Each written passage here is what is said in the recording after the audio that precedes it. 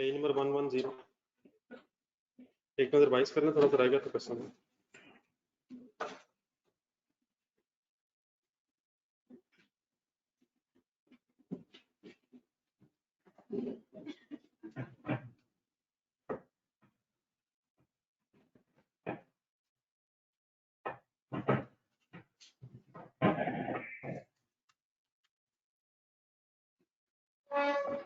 ये online student से बात आ रही है।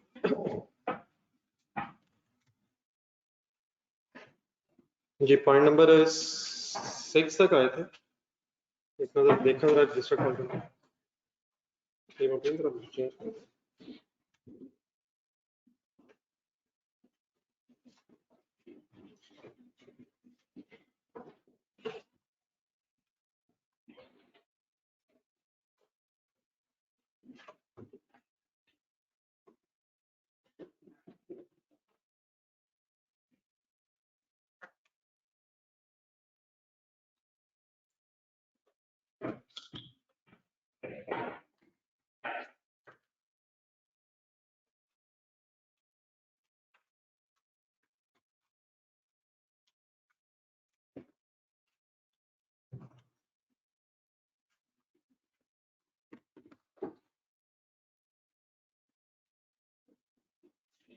ये सर एडिशनल इंफॉर्मेशन पढ़े थे, शुरू करें।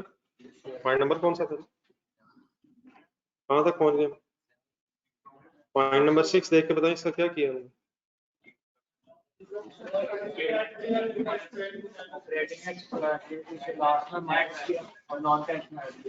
नहीं ऐड क्यों किया इसका इफेक्ट प्रॉफिट में से निकाल के किसको लेस किया? इंटरेस्ट पेड का या एक्सपेंस का? इंटरेस्ट एक्सपेंस का इफेक्ट निकाल के प्रॉफिट में एक्सपेंस होगा या पेड होगा? प्रॉफिट में इनकम और एक्सपेंसेस होते हैं, तो एक्सपेंसेस का इफेक्ट कैंसिल करके फिर पेमेंट नहीं होती। ठीक है, समझ आ गई? चले आगे 7 पढ़े, दोबारा एक दफा पढ़ने इसकी एंट्री लिखी थी।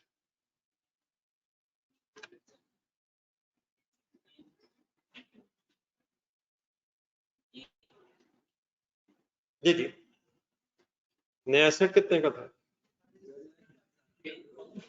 पुराने की WDV क्या थी? कैश कितना दिया है? गेन कितना हुआ था? 100 हुआ। चले पहले गौर से ये सारी ट्रांजैक्शन देखिएगा मैं कैसे सोच रहा हूँ। सबसे पहले रजिस्टर खोला, नया एसेट जो आया 950 का, इसे कैश फ्लो में कहाँ लिखो? 106 पेज साथ रखें और बातें मुझे फाइनल करें। नया एसेट 950 का कैश फ्लो में कहाँ लिखो? 950 थोड़ी कैश दिया, 350 कैश फ्लो में लिखूंगा या 950? 950 कहाँ लिखूं? एसेट अकाउंट में क्या डेबिट हो रहा है 950 से? कैश फ्लो किसे कहते हैं? Cash debit, cash credit, receipt, payment. तो 950 का एसेट जरूर है, लेकिन हमारे पैसे गए कितने हैं? तो वो कैश फ्लो में आना चाहिए, वो इन्वेस्टिंग में आना। तो 950 ने as it is cash flow में कहीं नहीं आना, लेकिन अपनी वर्किंग में आया। आराम आराम आराम से, या पहले देखें पूरा बोर्ड पे देखें वर्किंग में। एसेट अकाउंट में आएगा 950 या 350? 950 आएगा। ओल्ड एसेट आएगा यहाँ, डिस्पोजल वाला ओल्ड एसेट तो आएगा। नया किधर आएगा, पुराना किधर आएगा? अब आप एंट्री जरा पहले देखें, उसी में पोस्टिंग कर रहा हूँ। 950 डेबिट होना। अब मैं इसके, हमने एक कंपाउंड एंट्री लिखी हुई है, उस एंट्री के एंगल से एक रेफरेंस लिखने लगा, परेशान नहीं होइएगा। ऑपोजिट साइड पे ओल्ड एसेट लिखा हुआ इसलिए लिखा, ओल्ड एसेट स्लैश कैश करके जो भी एक्सचेंज मतलब ऑपोजिट इफेक्ट्स लिख रहा हूँ।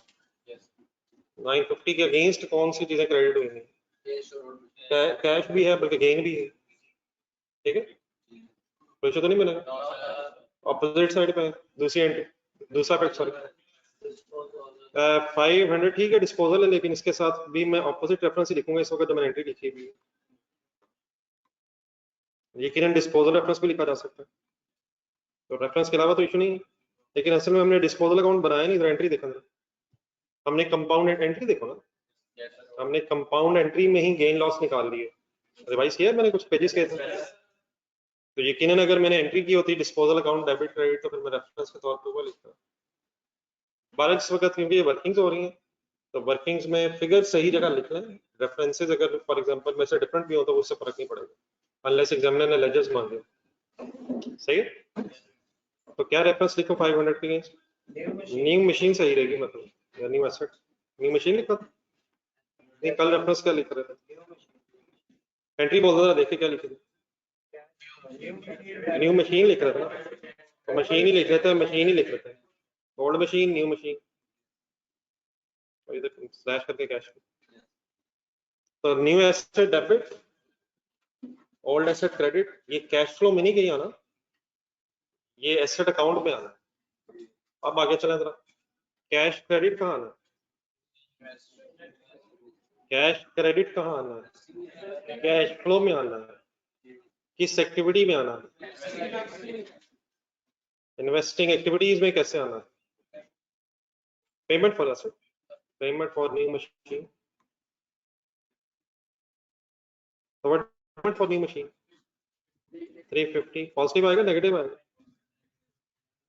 पॉजिटिव नेगेटिव ये कैसे पता चलेगा, कैश जा रहा है पेमेंट है, और आखिरी जरा चीज देखें, फिर गेन हुआ होगा, गेन से प्रॉफिट बढ़ा होगा,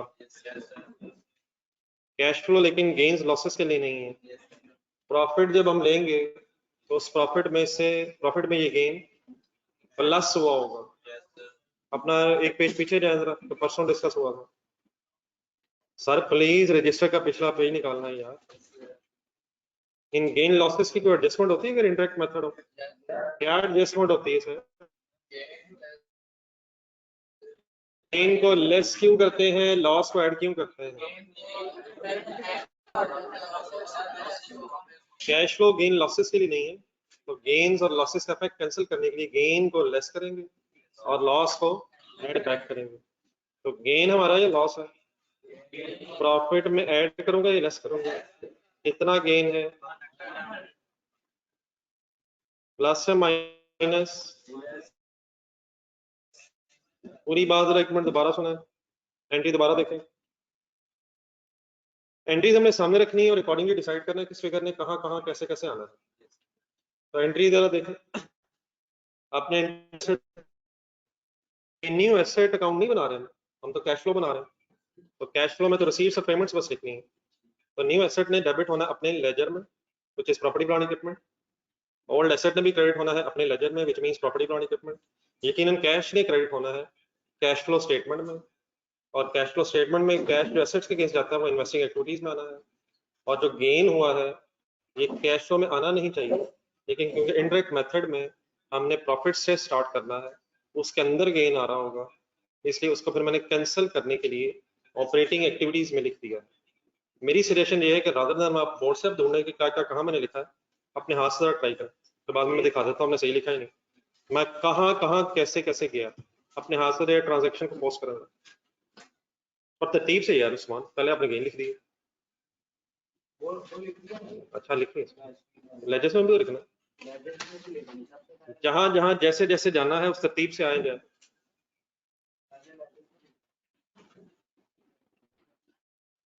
जी online students okay please, entry जरा बोल के लिखें, जरा आवाज आया आपकी, अपने आप को सुनाए ना क्या कर रहे हैं,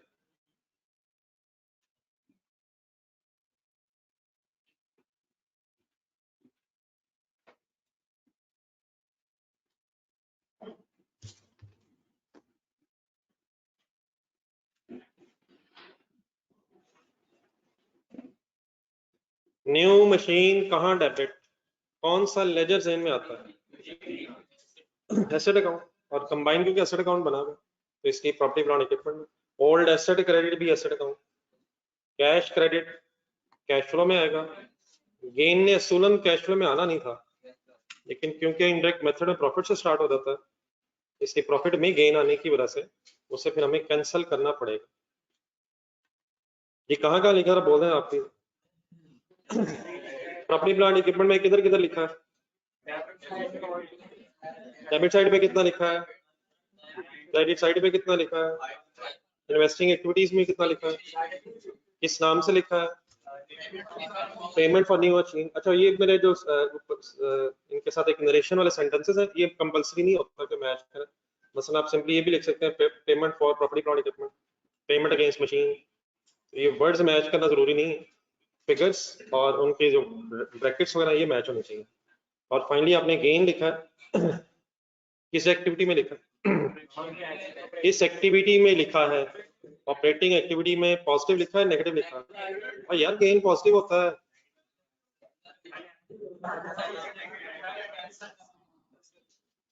क्या कैश फ्लो में गेन्स आते हैं? आ तो रहा है। अब नहीं आ रहा, अब नहीं आ रहा, आ रहा था, आ रहा होगा। किसमें आ रहा होगा? जब हमने माइनस कर दी तो अब नहीं आ रहा है। क्या आपको गेन नजर आ रहा है? लास्ट पॉइंट में आ रहा, सॉरी सेकंड लास्ट, ये सेकंड लास्ट की एक वर्किंग भी की थी, रिवाइज करना जरा। उससे कहता है 35% of the book value asset ने अमोर्टाइज होना। Amortisation simply another name for depreciation. तो देन हमने एक वर्किंग की थी, दोबारा जरा देख लीजिएगा, कल एक वर्किंग हुई है। 1200 जो फिगर थी ये WDV थी, तो it is after charging 35% amortisation. Therefore फिर मैंने यहां से एक रिवर्स वर्किंग की थी, जरा बोलेंगे कैसे किया था? डिवाइडेड बाय 65 क्यों किया था? 35% अमोर्टाइजेशन लेस होने के बाद रिमेनिंग फिगर आएगी, वो 65% रहेगी। तो 65 से फिर हम 35 तक पहुंचे थे, 100 भी निकाल सकते थे, फिर 35 भी आ सकता था। फाइनल बताएं क्या अमोर्टाइजेशन आई थी? फिगर मिल गई 646। कब सोचना शुरू करें जी मेरे साथ? Amortisation simply depreciation. तो क्या अमोर्टाइजेशन कहीं ऑपरेटिंग एक्टिविटीज में नॉन कैश ट्रांजैक्शन आएंगे? आ जाए लिखे साथ में। क्या अमोर्टाइजेशन डेप्रिसिएशन की तरह प्रॉफिट एंड लॉस में जाएगी? एज एन एक्सपेंस जाएगी। सिंपल वही चीज है। What is the amount of amortisation? 646। Add या लेस? वो एक्सपेंस है, एक्सपेंस है, एक्सपेंस लेस होता है। ऐड करूं लेस करूं? न्यू ऐड करूं? मैं कैंसिल करने के लिए, ठीक है। लेकिन देन साथ ही फिर ये भी देखना होता है वर्किंग्स में, क्या कोई लेजर ऐसा तो नहीं जिसमें इस अमोर्टाइजेशन का कोई सेकंड इफेक्ट आना हो? ठीक है, अपने रजिस्टर पे आपने बहुत सारी अपने बुक पे तो बनाया था, लेकिन वर्किंग में भी पूरा करा ना। क्या कोई लेजर ऐसा तो नहीं जिसमें अमोर्टाइजेशन का सेकंड इफेक्ट आना? इंटेंजिबल एसेट्स में ही आना है। एक्यूमुलेटेड अमोर्टाइजेशन अलग है नहीं, तो देयरफॉर इंटेंजिबल्स WDV पे आ रहे होंगे। किस तरफ लिखो अमोर्टाइजेशन? डेबिट साइड या क्रेडिट साइड? यार debit side, credit side. Asset कम हो रहा है, अमोर्टाइजेशन हमने कैश फ्लो में प्रॉफिट में ऐड बैक कर दी। अब यकीनन ये बैलेंस हो जाएगा जिससे मैंने कल करके दिखाया, लेकिन मैंने रिक्वेस्ट की थी कि बैलेंसिंग इंशाल्लाह लास्ट स्टेप किया करेंगे। अभी तक के मैं स्टेप्स जरा रिवाइज कर देता हूँ आपके सामने, जो जहां तक हम पहुंचे हुए। सबसे पहले हमने बनाया था कैश एंड कैश इक्विवेलेंट्स का एक नोट वर्किंग में। उसके बाद आप बता दें फिर क्या किया? फिर हमने किन के लेजर्स बनाए थे? हाँ जी, स्टेटमेंट ऑफ फाइनेंशियल पोजीशन में हमने हर आइटम के लेजर बनाए थे सवाए कैश एंड कैश इक्विवेलेंट्स के। देन फिर उसके बाद हमने एडिशनल इंफॉर्मेशन पढ़ना शुरू कर दी थी, और एडिशनल इंफॉर्मेशन पढ़ते अल्हम्दुलिल्लाह अब हम पॉइंट नंबर 9 तक आ गए। और जब ये पॉइंट नंबर 9 भी इंशाल्लाह खत्म हो जाएगा तो फिर लास्ट काम यही रह जाएगा कि मिसिंग फिगर्स कैलकुलेटर पे आ जाएंगे इंशाल्लाह। अब लास्ट लाइन पढ़ो, ये ऑनलाइन स्टूडेंट्स आता है ना? ये लास्ट सेंटेंस पढ़ने जरा, इसमें लॉस आया था लेकिन फिर लॉस का एक अपने डबल एंट्री के एंगल से परफेक्ट लिखा हुआ है। ये 1200 जी हसन साहब, 1200 लिखें डिवाइड बाय 65 इंटू 35।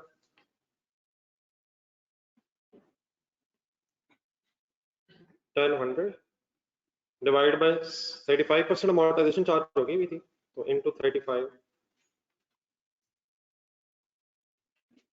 ठीक है सर, कर लिए सॉल्व। जी सर, क्या पढ़ा आपने लास्ट पैराग्राफ में? क्या हुआ था, क्या आया था?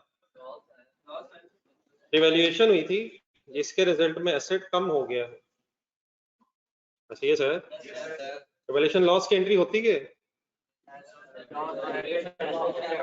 एसेट क्रेडिट लॉस डेबिट, लेकिन लास्ट टाइम में उसने क्या बताया था कि ये लॉस कहाँ जाने की बजाय कहाँ गया है, प्रॉफिट एंड लॉस में जाने की बजाय सरप्लस से डेबिट हुआ है। तो देयरफॉर आपने एक फाइनल एंट्री लिखी थी sir, surplus debit and asset credit किया था। अब मैं इसका जरा सोचें कैश फ्लो में इसका क्या क्या होना।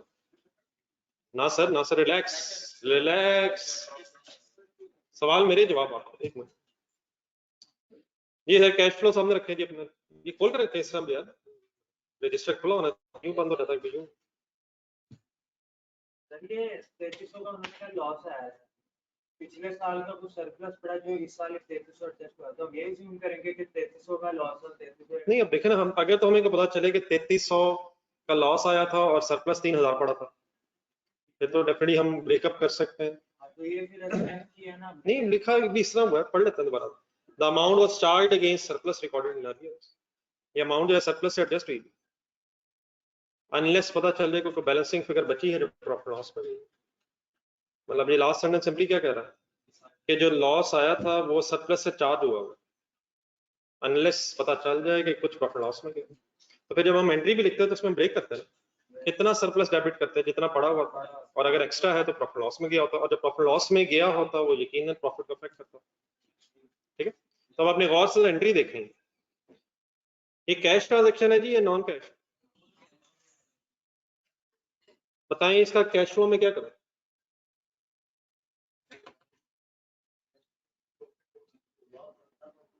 नहीं, इसका एज इट इज पहले सोच लें, वो तो हमने सोच लिया था, यकीनन अगर वो हुआ था तो वो बात बाद में कर लेते हैं, लेकिन अब जो हो गया है, अब क्या हुआ, क्या डेबिट हो रहा है क्या क्रेडिट हो रहा है? ना कैश डेबिट हो रहा है ना कैश क्रेडिट हो रहा है, तो नॉन कैश ट्रांजेक्शन है। तो नॉन कैश ट्रांजेक्शन प्रॉफिट में भी तो एडजस्ट करनी होती है, नहीं सर ये प्रॉफिट, लेकिन कौन सी नॉन कैश ट्रांजेक्शन प्रॉफिट में एडजस्ट करनी होती है? इसका प्रॉफिट को कोई इफेक्ट हो तो प्रॉफिट कम हुआ होगा ना यार, लॉस है। कब होना था, अगर सरप्लस से एडजस्ट होने की बजाय प्रॉफिट लॉस में गया होता तो यकीनन प्रॉफिट कम हो गया होना था, हमने ऐड बैक करके कैंसिल कर देना था उसका प्राइस, लेकिन लॉस कहाँ जाने की बजाय कहाँ गया है,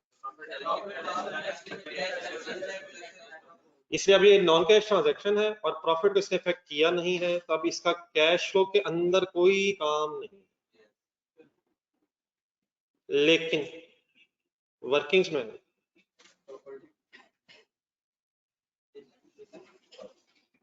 वर्किंग्स देखें जरा, कोई लेजर ऐसे तो नहीं है जिसमें ये ट्रांजैक्शन पोस्ट होनी है? कौन कौन सा लेजर? अपना डेबिट से शुरू करें, क्रेडिट पे पहुंच गए। सरप्लस डेबिट, तो सरप्लस के लेजर में फिगर नहीं आएगी, सरप्लस के लेजर में फिगर नहीं आएगी, आएगी आएगी सरप्लस के लेजर में ही आएगी, लेकिन सरप्लस का लेजर अलग मौजूद नहीं है, वो किसके अंदर इकट्ठा हुआ हुआ है। अगर सरप्लस का लेजर अलग होता तो सरप्लस के लेजर में फिगर आनी थी, किस साइड में आनी थी? डेबिट साइड पे, लेकिन अकॉर्डिंग टू क्वेश्चन रिक्वायरमेंट्स में आ रहा, सॉरी लेजर्स में आ रहा, लेजर में कौन कौन से लेजर्स अलग-अलग नजर नहीं आ रहे? Share capital premium retained earning surplus के अलग नजर नहीं आ रहे, किस नाम से इकट्ठा ही आ रहा है, तो इसलिए किस लेजर में क्यों लिख रहे हैं हम, क्योंकि उसी में सरप्लस भी प्लस हुआ, किस तरफ लिखूं, है ये बात पूरी करना था मुझे, रेफरेंस क्या लिखूं? प्रॉपर्टी प्लांट इक्विपमेंट एसेट है, तो क्या ये हमेशा इक्विटी के नाम से कंबाइंड लेजर बनाया करेंगे? हरगिज नहीं, हरगिज नहीं, जितनी इंफॉर्मेशन होगी उतनी ब्रेक करके बनाया करेंगे, लेकिन क्योंकि सरप्लस की लेजर फिगर्स है नहीं और इक्विटी के अंदर वो शामिल है, इसलिए इसी के अंदर फिर वो डेबिट हो जाएगा। ये मैंने डेबिट पोस्ट किया या क्रेडिट? डेबिट पोस्ट किया क्रेडिट किया है, सेकंड इफेक्ट बताएं, किस लेजर में जाऊं, किस तरफ जाऊं, क्या रेफरेंस लिखूं? इक्विटी रहने तो सरप्लस लिख लेते हैं, सरप्लस साथ इक्विटी लिखें।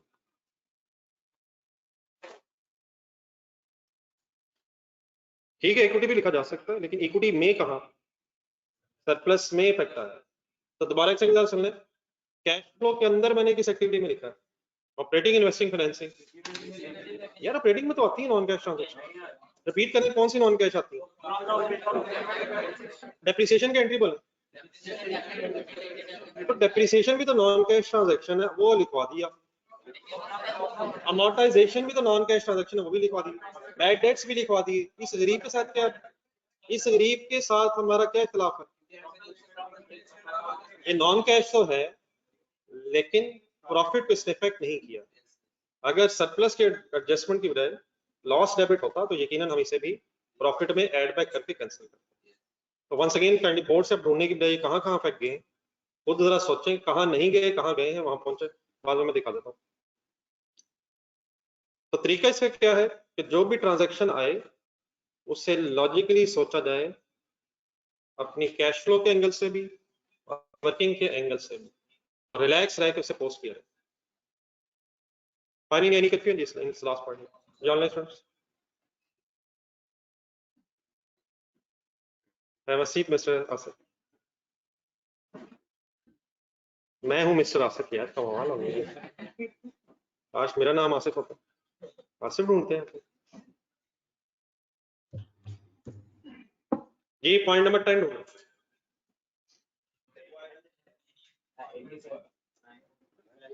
जब एडिशनल इंफॉर्मेशन खत्म हो जाए तो फिर लास्ट स्टेप रह जाता है कैलकुलेटर उठा लें।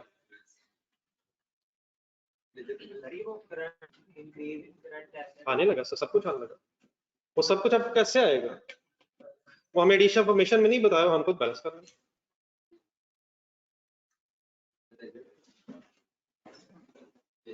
अब आप अपने कैलकुलेटर उठाएं और वर्किंग्स में लेजर्स की तरतीब से चलते जाए। सबसे पहले कौन सा लेजर अब है? अच्छा, इस वक्त हुआ ही हुआ है, अगर आप लेजर्स अपने देखें तो हो ही गया कि जो हमें इंफॉर्मेशन मिली है सवाल के मुताबिक वो तो हमने पोस्ट कर ली हुई है। अब अगर कोई मिसिंग फिगर है तो उसको हमने फिर अब लॉजिकली डिसाइड करना है कि ये क्या हो सकता है। एग्जामिनर आपको कुछ ट्रांजैक्शंस बता देगा, उन्हें हम पोस्ट कर लेंगे और मिसिंग फिगर्स फिर हम खुद निकाल के डिसीजन लेंगे। तो मैं साथ साथ रहेगा प्रॉपर्टी प्लांट इक्विपमेंट का लेजर बैलेंस कर। सिंपली कैसे बैलेंस करेंगे? जिस साइड पे डिफरेंस आ रहा है काइंडली सॉल्व करें। प्लीज सबके हाथ में कैलकुलेटर नजर क्यों नहीं आ रहा है, और अगर है तो उसको सॉल्व यूज क्यों नहीं कर रहे आप? डिफरेंस सही नहीं है नहीं, ये तो टोटल है। ये टोटल देख के आप टाइम वेस्ट ना करें। वर्किंग्स हैं, लेजर्स हम अपने लिए बना रहे हैं, बस साफ सुथरे होने चाहिए। एग्जामिनर देखना चाहे तो देख ले, ऐसे टोटल करके टाइम वेस्ट करने की इसमें जरूरत नहीं है। टोटल तब करें जब एग्जामिनर ने लेजर मांगे जी किस तरफ किस लेजर में फर्क आ रहा है। अमाउंट आ रही है 4100, ये बैलेंस आया नहीं। बैलेंस इन सेंस ये बीडीसीडी तो हम लिख चुके हैं, ये बीडीसीडी नहीं आई, या मिसिंग फिगर आई है। बैलेंसिंग फिगर कह रहे हैं, किस साइड पे किस लेजर में भी बैलेंसिंग फिगर आई है। क्या 4100 से property plant equipment further debit हुआ होगा? उसकी हमें इंफॉर्मेशन नहीं थी, तो ये हमने मिसिंग फिगर खुद से निकाल ली। तो ये क्या एंट्री बनती है, जरा ट्राई करें जरा। कुछ फर्दर एसेट्स आए हुए जो शायद एग्जामिनर ने इसलिए नहीं बताया क्योंकि उसे पता था कि नौजवानों ने कैलकुलेटर पे निकालना है। तो व्हाट इज द वे, पहले जो क्वेश्चन की इंफॉर्मेशन है उसको पोस्ट करना, और फिर जो मिसिंग इंफॉर्मेशन है उसके बारे में आप लॉजिकल डिसीजंस में। तो क्या एंट्री बन सकती है? अपनी जरा स्टेटमेंट ऑफ फाइनेंशियल का डाटा देखें ऊपर, ये जो क्वेश्चन में दिया। अगर यहाँ के प्रॉपर्टी प्लांट इक्विपमेंट पेएबल निकल आता तो फिर यकीनन पेएबल के लेजर में ये फिगर जाती है और वहां से पेमेंट आती। लेकिन हमें प्रॉपर्टी प्लांट इक्विपमेंट अगर पेएबल नजर नहीं आ रहा तो क्या जितना खरीदा है उतने पैसे दे दिए होंगे? तो what is the final entry? And cash credit. ठहरे एक मिनट, समझ आ गया मैंने कैश क्यों लिखा? तो property plant equipment debit and cash credit, क्या ये भी फिक्स्ड एसेट्स में कोई एडिशन है? नॉन करंट एसेट्स में कोई एडिशन है सर? कोई एक्विजिशन हुई है, डिस्पोजल हुई है? किसमें नॉन करंट एसेट्स में एडिशन हुई है? तो इन्वेस्टिंग एक्टिविटीज में आऊंगा और पेमेंट फॉर अदर एसेट्स, उसके नाम हमें नहीं पता। Payment for other assets, other property plant equipment, कितनी फिगर आई? पॉजिटिव आई, नेगेटिव आई? Positive negative, why negative, payment है। तो तरीका क्या है? लेजर बैलेंस करें लॉजिकली डिसाइड करें ये क्या हो सकता है, फिर इन्वेस्टिंग, ऑपरेटिंग, इन्वेस्टिंग वगैरह जहन में लाएं और अकॉर्डिंगली डिसीजन दें। लेकिन कहाँ कहाँ लिखा मैंने? नहीं मतलब एसेट के लेजर में भी लिखा है और फाइनली इन्वेस्टिंग में भी लिखा है। डबल एंट्री मैंने लिखी है, एसेट डेबिट और कैश क्रेडिट इन्वेस्टिंग एक्टिविटी। ये ठीक है ऑनलाइन स्टूडेंट्स? अब साथ साथ रहेगा प्लीज, ये 5 मिनट बाद इंशाल्लाह खत्म हो जानी है, तो ये ना हो कि आप पीछे रह जाए। जब आप खुद डिसीजन लेंगे टेंजिबल्स कितना, किस लेजर में, किस साइड पे एंट्री बनाएं,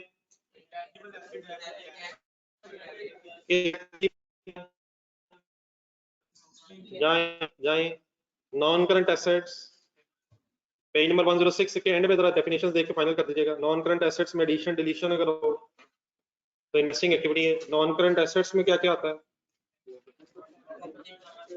प्रॉपर्टी प्लांट इक्विपमेंट आता है, इंटेंजिबल एसेट्स भी आते हैं, कैपिटल वर्क इन प्रोग्रेस भी आता है, और लॉन्ग टर्म इन्वेस्टमेंट्स भी हो सकती है, और फिर फाइनली वो भी हो सकता है जब भी आ रहा है पेमेंट फॉर इंटेंजिबल एसेट्स।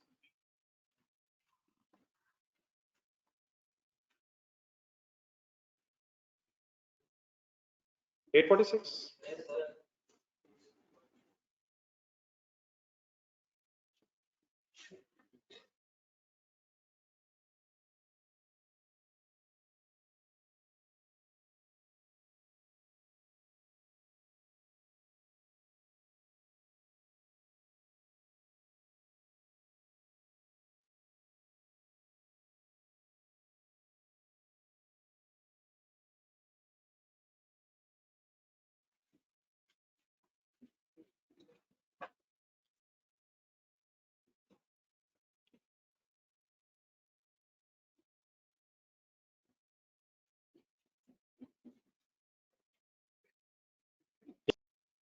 46 है, क्रेडिट अलग अलग इंपैक्ट्स हम देख रहे हैं। डेप्रिसिएशन नॉन कैश ट्रांजैक्शन थी जिसे कंसीडर कर लिया हमने। अब डेबिट साइड पे जो एडिशंस मिल रही हैं उनको फिर अलग से इनकॉर्पोरेट करेंगे। अलग अलग एंट्रीज हैं, डेबिट साइड की एंट्रीज अलग है और क्रेडिट साइड की एंट्रीज अलग है। डेबिट साइड पे एडिशंस हो रही हैं कैश क्रेडिट, क्रेडिट साइड पे डेप्रिसिएशन डेबिट और एसेट वगैरह क्रेडिट, क्योंकि डब्ल्यूडीवी पे लेजर बना हुआ है। ठीक है मेरे साथ, ये शॉर्ट टर्म इन्वेस्टमेंट्स। अब चलते जाते स्पीड अप पढ़ेंगे। शॉर्ट टर्म इन्वेस्टमेंट्स, ये short term investments cash equivalent में क्यों नहीं लिखी हमने?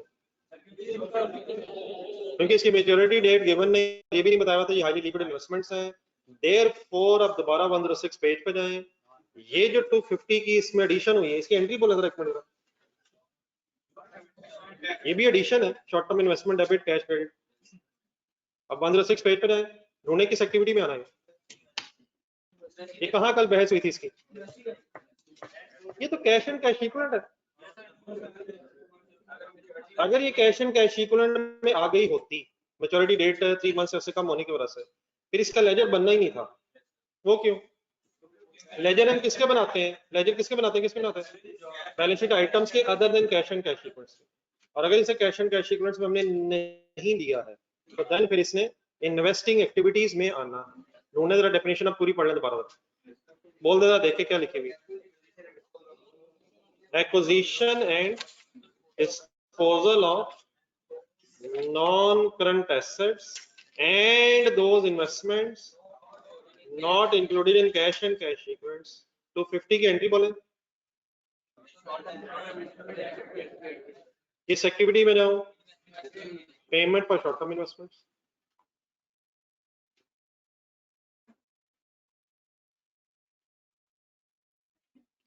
Payment for short term investment amounting to rupees 250।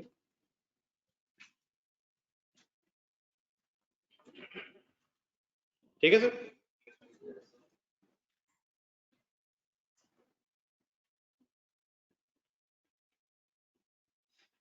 Ji sir. Next आ गया स्टॉक। अब यहां से आगे जो लेजर्स आ रहे हैं, स्टॉक, डेटर्स, एडवांसेस, क्रेडिटर्स, इनको जरा दोबारा सही तरह मेरे साथ रिवाइज कर लीजिएगा। जब ये लेजर्स आए 5 मेरी तरफ देख के जरा दोबारा गिना। डेटर्स, स्टॉक, अच्छा मैंने एक तरतीब भी इसकी चाहता हूँ आपके ज़हन में रहे जरा। और इनकी एडजस्टमेंट क्यों होती है भी जरा ज़हन में रहे, तभी तभी आप सही एडजस्टमेंट कर सकेंगे। हमारे प्रॉफिट में सेल होती है सर, तो उसको रिसीट बनाने के लिए डेटा चाहिए।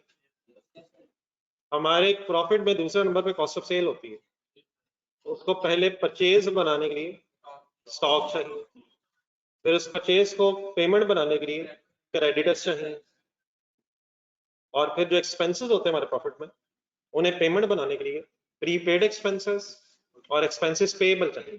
तो मैंने कौन से 5 हेड्स बोल रहे हैं करंट एसेट्स करंट लायबिलिटीज में से?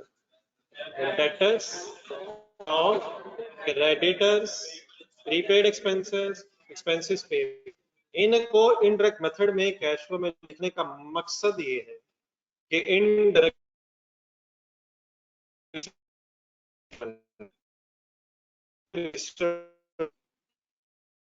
receipts and payments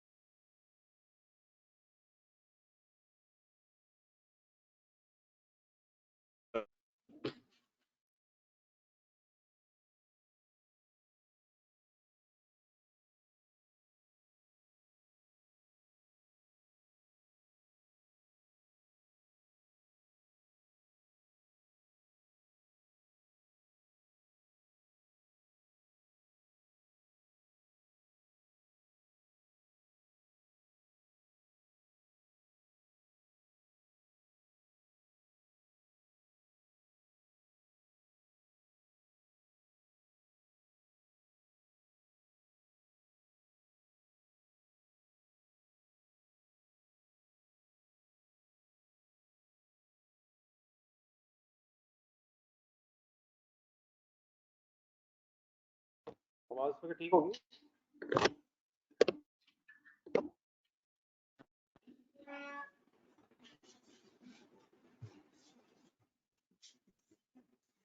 आवाज करनी ठीक है प्लीज। ये बाद में करा था आपके रजिस्टर में, जो मंडे को पेज हमने बनाया था मंडे वाले में, उसमें अब फाइनली जो स्टॉक डेटर्स की एडजस्टमेंट है इनडायरेक्ट मेथड में, इन्होंने रिसीट्स और पेमेंट्स में कन्वर्ट होना, इन एडजस्टमेंट्स की वजह से इनकम्स और एक्सपेंसेस में रिसीट्स और पेमेंट्स में कन्वर्ट होना। इसका फिर 4 रूल्स बनाए थे हमने, देखना पहले जरा एक नजर वाइस करो, वो सारा करवाना फिर आपको। इसके 4 रूल बनाए थे फिर हमने। क्या रूल बनाए थे? इंक्रीज डिक्रीज के एंगल से सोचा था, लेकिन साथ ही फिर मैंने कोई डेबिट क्रेडिट के एंगल से भी बात की थी। करंट एसेट्स में अगर इंक्रीज आ रहा हो तो करंट एसेट्स इटसेल्फ डेबिट होंगे, कैश फ्लो में फिर उसका क्रेडिट मींस नेगेटिव इफेक्ट आए एंड सो ऑन। एक और ट्राई कर लेना, करंट लायबिलिटीज में अगर इंक्रीज आए तो वो क्रेडिट होंगी, ऐसा ऐसा वो क्रेडिट होंगी, करंट लायबिलिटी बढ़ के क्रेडिट होंगी, कैश फ्लो में डेबिट पॉजिटिव इफेक्ट आए। तो ये जो स्टॉक्स डेटर्स हैं, इनसे अब हमने चेंज फाइंड आउट करनी है। उसका तरीका जरा समझे। स्टॉक के लेजर में आया, स्टॉक का ओपनिंग कितना है, स्टॉक का ओपनिंग कितना है, क्लोजिंग कितना है। अब देखिए यहाँ पे इस वक्त डायरेक्ट मेथड नहीं हो रहा, इनडायरेक्ट मेथड हो रहा है। इस वक्त चैलेंज है इंशाल्लाह भी, इस क्वेश्चन के बाद हम एक डायरेक्ट मेथड के क्वेश्चन की तरफ जाते हैं। जरा अपने रजिस्टर में क्वेश्चन नंबर 1 का आंसर ढूंढे जरा डायरेक्ट मेथड से। अपने रजिस्टर में क्वेश्चन नंबर 1 का डायरेक्ट मेथड से आंसर ढूंढने पे सबसे पहला आंसर जो आपने कैश फ्लो का बनाया था।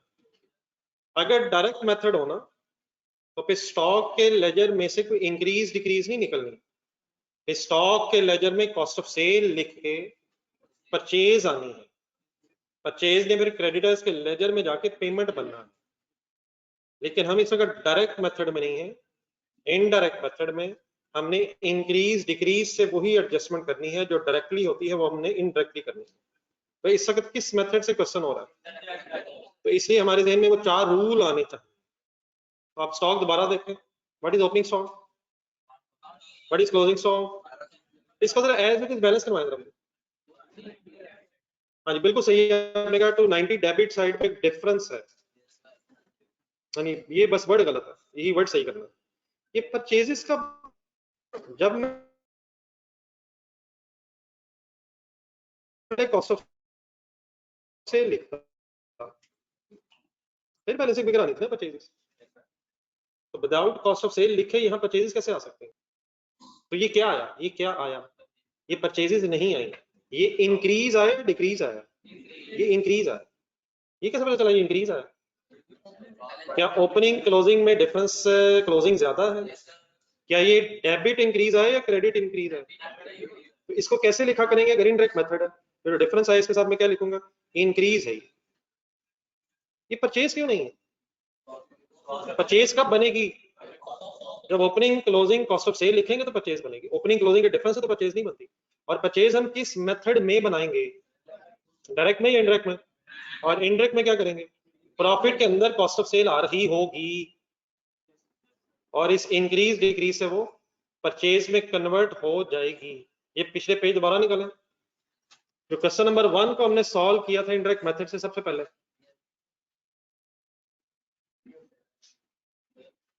इनडायरेक्ट से इनडायरेक्ट से इनडायरेक्ट से, अब इनडायरेक्ट कह रहा हूं। क्वेश्चन नंबर 1 को जब हमने डायरेक्ट के बाद इनडायरेक्ट से कन्वर्ट किया था, जिसमें एरोज बना बना के लिखे थे, क्या एरोज बनाए? मैं ढूंढने जरा, एक 45,000 ढूंढने जरा सर, ढूंढे सर। 45,000 के साथ क्या लिखा हुआ है? स्टॉक।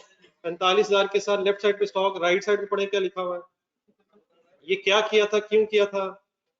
ताकि cost of sale indirectly purchase बने इस इंक्रीज डिक्रीज से। तो हमने परचेज एज इट इज बना के नहीं लिखी कैश फ्लो में। प्रॉफिट के अंदर कॉस्ट ऑफ सेल पहले आ रही होगी, हमारी इस एडजस्टमेंट से वो परचेजेस में कन्वर्ट हो जाएगी। परचेज है ये या परचेजेस में इससे कन्वर्ट हो जाएगी? 45,000 परचेज है, 45,000 परचेज है।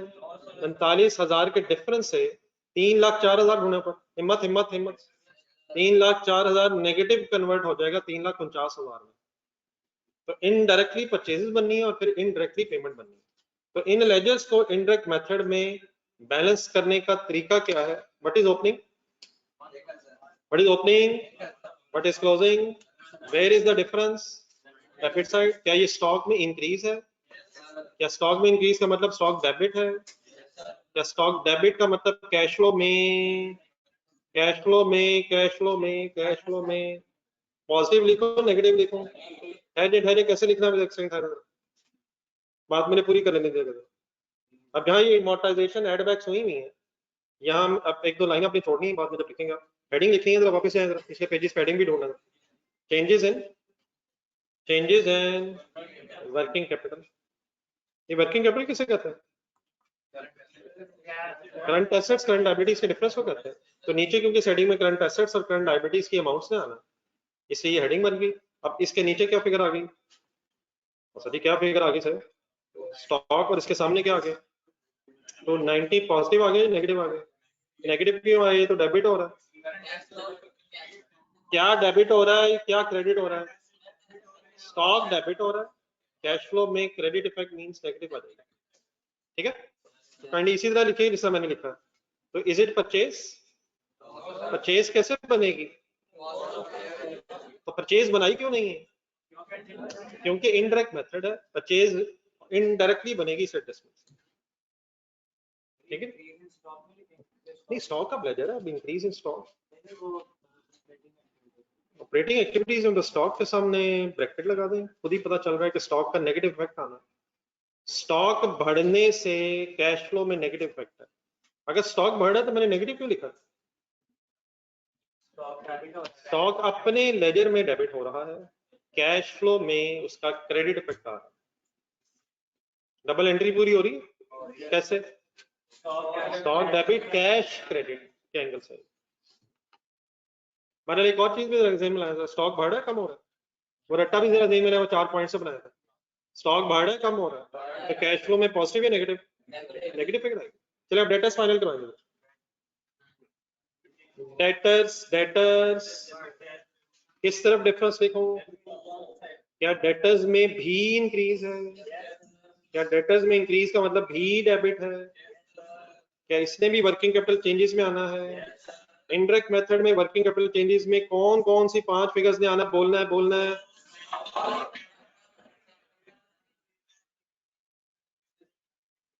दोबारा ट्राई करें, एक दो रह गई बीच में चीजें।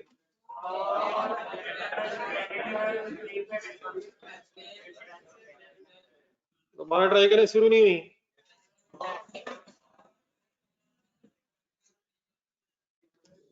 कंप्लीट करें जी। 74 कहाँ आया और कहाँ गया? डेटर्स में डिफरेंस आया और वर्किंग कैपिटल चेंजेस में ऑपरेटिंग एक्टिविटीज में चला गया। ये डेटर्स की ये फिगर हमारे इनडायरेक्ट मेथड में करेगी क्या? नहीं, ये नेगेटिव तो हो गई है। ये डेटर्स की ये फिगर कैश फ्लो में जाके करेगी क्या? सेल को रसीद बनाएगी खुद ब खुद ही, हमें टेंशन लेने की जरूरत नहीं है। हमने कब टेंशन ले ली थी? जब हमने वर्किंग की थी। नहीं नहीं, जब हमने वर्किंग की हमने टेंशन ले ली हुई है कि ये बन गई थी या नहीं। तो अब ये खुद ब खुद इंशाल्लाह बन जाएगी। अगर वहां बन गई तो इंशाल्लाह इसमें फिर बन जाना। ये कौन सा लेजर आ गया? अलाउंस बैलेंस शायद हो गया है, एडवांसेस बैलेंस करें। बैलेंसमेंट साथ है।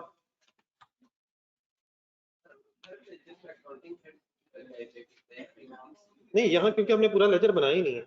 एक दो दोबारा सुन लेनी। डेटर का लेजर देखे था क्या? डेटर का लेजर ऐसे होता है? ये मैंने लिखा ओपनिंग क्लोजिंग, मेरी तरफ जरा देखें। डेटर के लेजर में चार मेन चीजें बोला, ओपनिंग, सेल, रसीद, क्लोजिंग। तो वो कब बनना है? जब हमने डायरेक्ट मेथड करना है। अब क्योंकि सेल प्रॉफिट के अंदर मौजूद है तो अब हमने बस उसको इनडायरेक्टली रिसीट बनाना।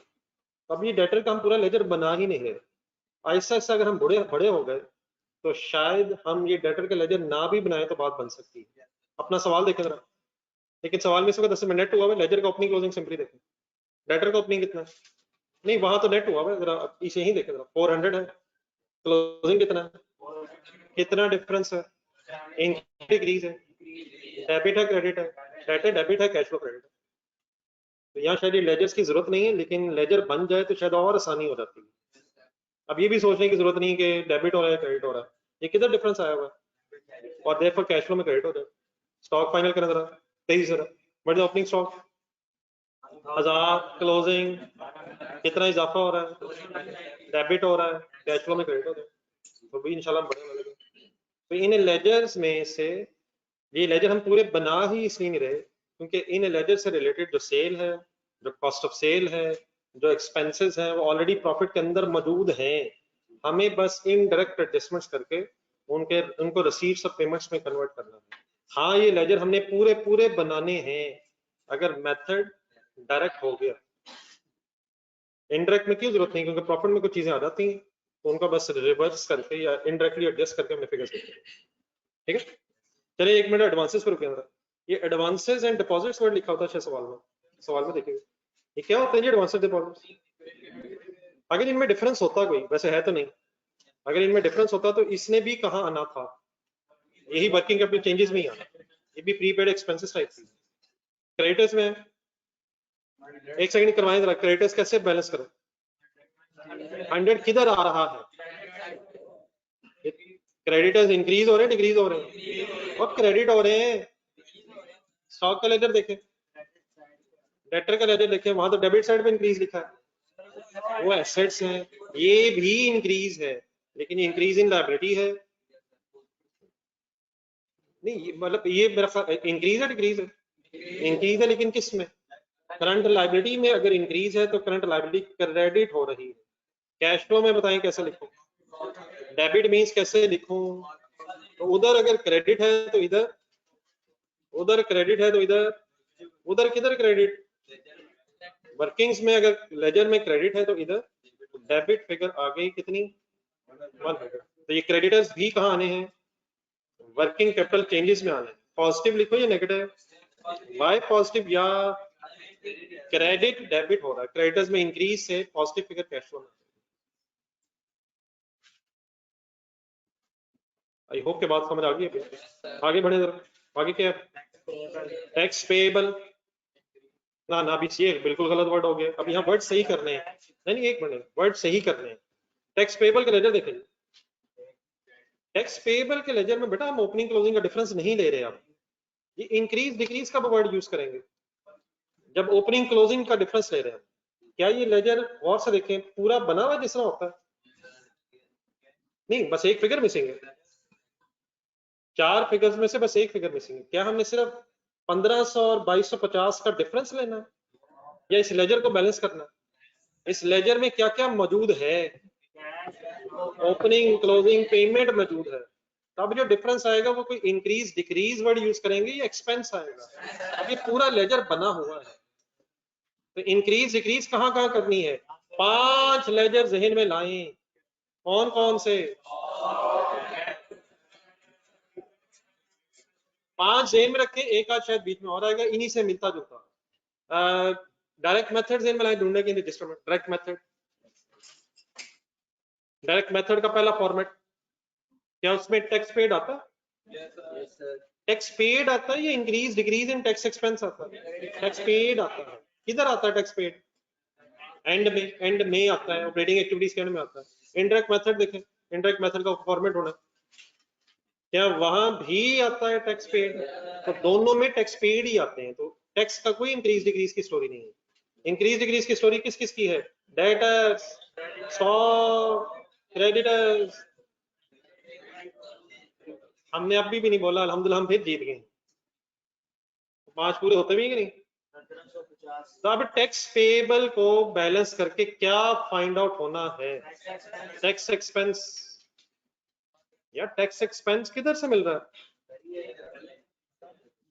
पता नहीं किधर, सेंटर लाइन से मिल रहा है। 1750 ये टैक्स एक्सपेंस आ रहा है, पेमेंट आ रही है? यार एक्सपेंस तो डेबिट होता है। फिगर बताइए जरा कितनी आ रही है? 1750। तो एक्सपेंस तो डेबिट होता है, आपने क्रेडिट करवा दिए। एक्सपेंस डेबिट ही हो रहा है, ये हुई ना बात। उस्मान साहब कह रहे हैं एक्सपेंस डेबिट ही हो रहा है, बात ठीक कर रहे हैं। क्या क्रेडिट हो रहा है? लायबिलिटी क्रेडिट हो रही है। एंट्री बोलने की जरा दोबारा। Expense debit. अब ये एक बड़ा फिगर मिली है हमें लेजर बैलेंस करके 1750 कैश फ्लो में। टैक्स एक्सपेंस वर्ड नेम में रखे कैश फ्लो में आ जाए। बताएं टैक्स एक्सपेंस कैश फ्लो में कहां लिखो?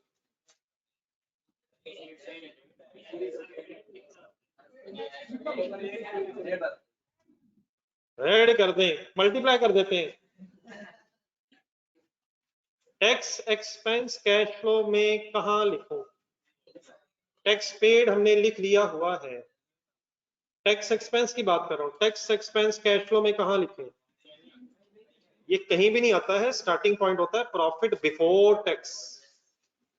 बिफोर टैक्स में से टैक्स एक्सपेंस लेस हुआ होता है। प्रॉफिट बिफोर टैक्स में से टैक्स लेस हुआ होता है, हो गया होता है, 5-7 दफा हो गया होता है, एक दफा तो छोड़े। जरा वर्ड बोले प्रॉफिट बिफोर टैक्स। उस प्रॉफिट को कहते हैं जिसमें टैक्स लेस हो गया है। तो टैक्स एक्सपेंस का क्या करूं? कैश फ्लो के अंदर टैक्स एक्सपेंस का क्या करूं? कुछ नहीं करना है। इंटरेस्ट एक्सपेंस को एड बैक क्यों करते हैं? क्योंकि वो प्रॉफिट बिफोर टैक्स में से लेस हुआ होता है। टैक्स एक्सपेंस को एड बैक करने की जरूरत क्यों नहीं है? उसका इफेक्ट प्रॉफिट के अंदर है ही, हमने बिफोर टैक्स से शुरू करना। तो कैश फ्लो में टैक्स एक्सपेंस ने कहीं भी नजर नहीं आना। लेकिन पॉइंट नंबर 1 पे है, पॉइंट 1.1 हमें अपनी कैश फ्लो में प्रॉफिट बिफोर टैक्स चाहिए था। तो पॉइंट नंबर 1 में प्रॉफिट आफ्टर टैक्स गिवन है। अब हमें क्या मिल गया है? टैक्स एक्सपेंस मिल गया है। क्या हम आफ्टर टैक्स से बिफोर टैक्स बना सकते हैं? वर्किंग्स में हमें क्या मिला है टैक्स पेबल के नजर से? टैक्स एक्सपेंस मिला है। पॉइंट नंबर 1 में क्या मिला है? प्रॉफिट आफ्टर टैक्स कितना मिला है?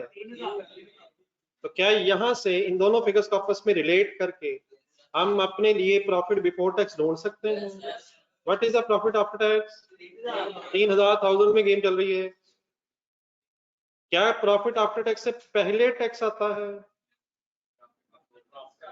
क्या प्रॉफिट आफ्टर टैक्स से पहले टैक्स आता है? कितना आता है? पेड आता है, एक्सपेंस आता है? प्रॉफिट एंड लॉस में एक्सपेंस आता है, पेड आता है? 1000 आता है, यानी कि 1750। क्या ये प्रॉफिट आफ्टर टैक्स 1750 के टैक्स के लेस होने के बाद आया है? तो क्या profit before tax find out कर सकते हैं? ये लिख के कीजिएगा, बताएं कितना बनता है।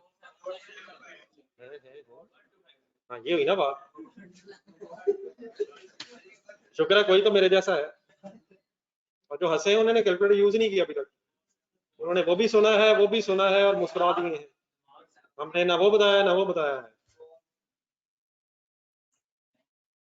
3000 का जो प्रॉफिट आफ्टर टैक्स है ये टैक्स एक्सपेंस लेस होने के बाद आया है, तो देयरफॉर प्रॉफिट बिफोर टैक्स होगा 1250। अगर बेटा ऐसे होता होता तो मेरा तो ख्याल है टैक्स ज्यादा होना चाहिए था। क्या प्रॉफिट बिफोर टैक्स में से टैक्स लेस करके प्रॉफिट आफ्टर टैक्स ज्यादा हो जाएगा? हम रिवर्स जा रहे हैं, हम रिवर्स जा रहे हैं। क्या प्रॉफिट आफ्टर टैक्स में से ऑलरेडी टैक्स एक्सपेंस लेस हो चुका है? रिवर्स जा रहे हैं। तो कितना प्रॉफिट पहले होगा कि 3000 बच गया है टैक्स लेस करके? ये जिस तरह एक वर्किंग होती थी रेशियोज में, profit before interest and tax add back करके वापस आता था। समझ आ रही है प्लीज? तो रिवर्स जा रहे हैं। ये ऑनलाइन स्टूडेंट्स आप बता देंगे कितना आंसर आ रहा है? 4750। अगर प्रॉफिट बिफोर टैक्स होगा तो टैक्स 1750 लेस हो के 3000 बना होगा। क्लियर हो गया प्लीज? क्या गिवन था, क्या मिला है और क्या ढूंढ लिया है? बोलना है बोलना है। आफ्टर टैक्स अवेलेबल था, टैक्स एक्सपेंस आपने ढूंढा है और आपने रिवर्स वर्किंग करके बिफोर टैक्स ढूंढ लिया है। Before tax is the starting point of indirect method operating activities. आज स्टार्ट करते हैं।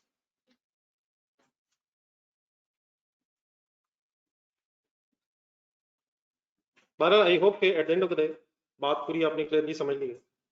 4750 ठीक है जी ऑनलाइन स्टूडेंट्स? फिगर तो आप लोगों ने नहीं बताई, देख के लिख लिया।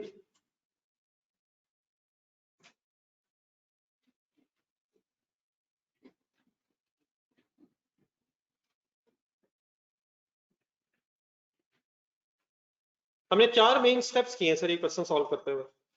नंबर 1 बताएं, cash and cash equivalents, identification of cash and cash equivalents. Number 2 किनके? Statement of financial position items के except cash and cash equivalents. उसके बाद फिर हमने एक क्वेश्चन का डाटा पढ़ा other than the statement of financial position, और अकॉर्डिंगली जो जो इन्फॉर्मेशन थी उसको कैश फ्लो के मुताबिक, वर्किंग्स के मुताबिक पोस्ट कर दिया। फिर लास्ट स्टेप अल्हम्दुलिल्लाह आपने कंप्लीट कर लिया, सारे लेजर्स बैलेंस हो गए हैं। तो जब बैलेंसिंग हो जाए तो लास्ट स्टेप बस फाइनली ये रह जाएगा कि अब हमने टोटल्स करने हैं इस कैश फ्लो के। तो कहाँ कहाँ टोटल करने हैं थोड़ा सा आपको आइडिया है, जरा कुछ मेरे से भी सुनना जरा। सबसे पहले आपने एक टोटल कैलकुलेटर पकड़ना है दोबारा। चेंजेस इन वर्किंग कैपिटल से पहले एक टोटल करना है आपने। 4750 से आगे चलें। जस्ट एक मिनट।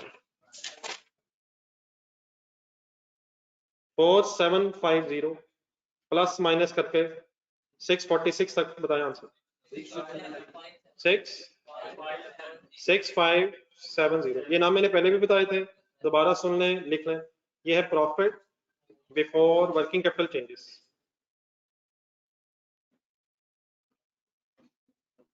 तो ये सारी हेडिंग्स फाइनली अब इंपॉर्टेंट है। बिफोर वर्किंग कैपिटल चेंजेस, किस जगह ये टोटल हुआ है? वर्किंग कैपिटल चेंजेस से पहले हुआ है।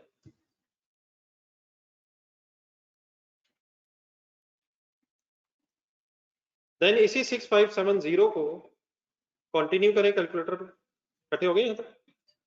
और एक और टोटल करें इंटरेस्ट पेड और टैक्स पेड से पहले। इस फिगर से आगे चलना। 6570 माइनस 290 माइनस 74 प्लस 100, आंसर आया 6306। इसका नाम आपको प्लीज पता है, ये बता दें। Cash generated from operations. Cash generated from operations. इसी फिगर को कंटिन्यू करें और इंटरेस्ट पेड और टैक्स पेड के बाद आंसर बताएं।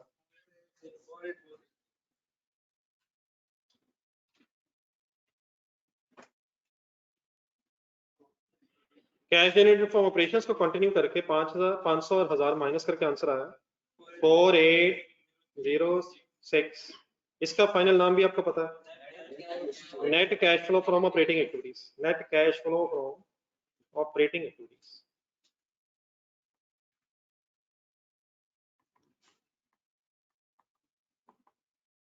सबका आंसर आ गया?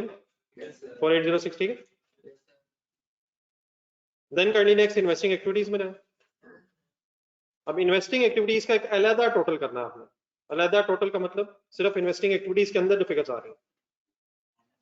नहीं तो सर पेमेंट ज्यादा हो गई, कोई नहीं, अल्लाह मालिक। और पॉजिटिव नेगेटिव को डेफिनेटली ध्यान में रखना। ये सारी नेगेटिव फिगर्स हैं, अगर बीच में कोई पॉजिटिव भी होती नेट हो जानी थी। अगर सारी नेगेटिव्स हैं तो नेगेटिव फिगर्स इकट्ठी होकर आंसर आ गया है 5546 5546। नेगेटिव फिगर का नाम, नेगेटिव और पॉजिटिव इसका नाम हो जाएगा net cash flow from investing. Net cash flow from investing. सब वर्किंग करें please. Net cash flow from investing activities. वैसे तो मेरा ख्याल है कि स्पेस काफी होगी, लेकिन अगर कम महसूस हो रही है तो नेक्स्ट क्वेश्चंस में क्या करेंगे, और अगर ज्यादा महसूस हो रही है तो ऐसे ही रखेंगे। देन आ रहे फाइनेंसिंग एक्टिविटीज में, और फाइनेंसिंग एक्टिविटीज का भी एक अलग टोटल, एक ही फिगर है, एक से ज्यादा फिगर्स होंगी तो ऑब्वियसली वैसे ही प्लस माइनस हो जाएंगे। तो 600 ही इसका टोटल एज इट इज बन जाएगा। इसका नाम क्या बन जाएगा? Net cash flow from financing activities.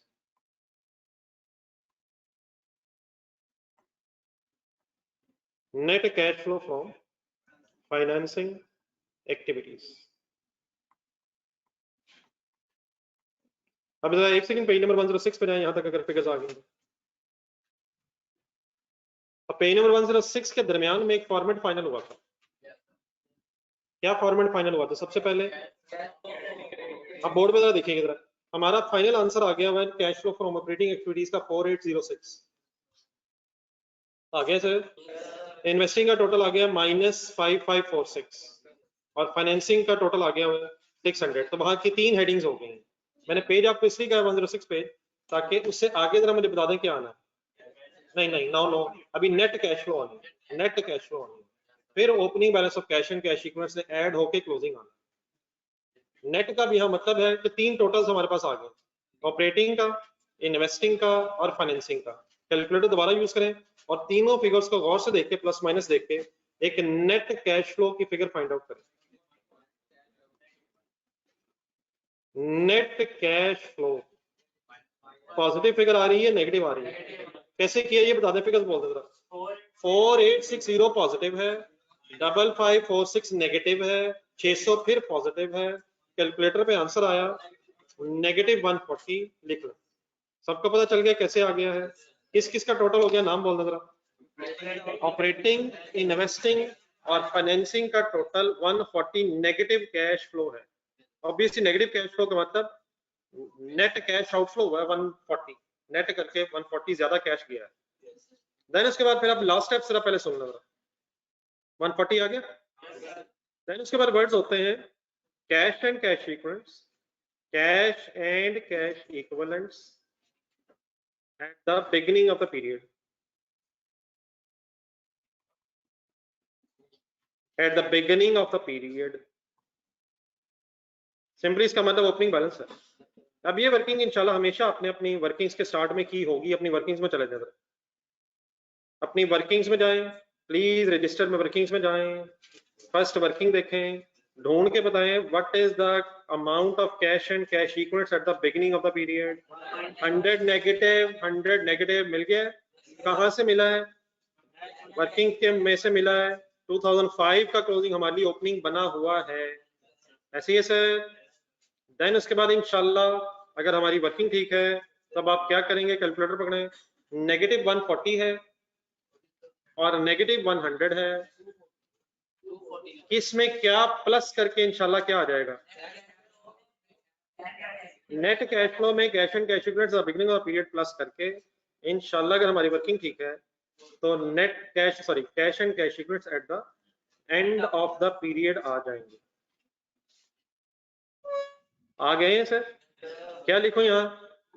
240 negative कहां से देख के लिखा आपने? आपने कैलकुलेटर से देख के लिखा है। कैसे आया ये 240? -140 -100 इज इक्वल टू 240, -240 और अल्हम्दुलिल्लाह रब्बिल आलमीन कि ये 240 कहाँ से मैच हुआ है, आपकी वर्किंग से मैच हो, वहां से देख के लिख लिया है या सॉल्व किया तो अल्हम्दुलिल्लाह वहां से मैच हो गया। कैसे सॉल्व किया है? Net cash flow and plus opening balance दोनों नेगेटिव फिगर्स थी, नेगेटिव नेगेटिव प्लस होके 240 नेगेटिव बन गया।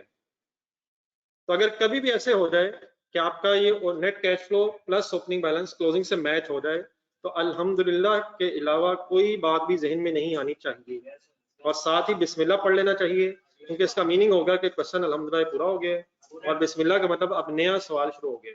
अकाउंटेंट की जिंदगी की यही खुशियां हैं, कैश फ्लो मैच हो गई, वो बैलेंस शीट मैच हो गई, तो ट्रायल टैली हो गया। तो आए लेकिन खुशियों में एक एरोगेंस की तरफ ना जाएं, रब के सामने सरेंडर कर दें, बोला तेरी मेहरबानी है। अगर ये ना होता तो हम क्या करते, ये सेम सवाल दोबारा प्लाटिनम लिखते, फिर उसके बाद हेडिंग्स लिखते, फिर वर्किंग करते, क्योंकि हो सकता है कहीं प्लस माइनस की गलती से भी मसला हो सकता है। तो क्योंकि आप लोगों ने मेरी वर्किंग करवाई है इससे अल्हम्दुलिल्लाह कोई इशू नहीं बना है। तो अब आपने क्वेश्चन आपने तो ही नहीं, मैंने आइडिया दे दिया आप लोगों को। अब ये बार बार रेपिटेशन होनी है और रेपिटेशन का मेरा तरीका ये रहेगा जरा कि जरा मिक्स रहे डायरेक्ट इनडायरेक्ट जरा। तो एक जरा डायरेक्ट मेथड से पहले क्वेश्चन करें, पेन और 113 दोनों स्पीड अप हो रहे, काफी टाइम लगा दूंगा एक क्वेश्चन मत हो, लेकिन आई होप कि जो भी हुआ है आपको कम से कम ये महसूस नहीं को जादू ही हो गया, यही काउंटिंग है सर, ये रिकंसाइल हो गया, वो हो गया, वो हो गया और अल्हम्दुलिल्लाह वो भी हो गया। आई बिस्मिल्लाह वो भी करें। कौन सा सवाल सामने आ गया? ये ऑनलाइन स्टूडेंट्स आते हैं?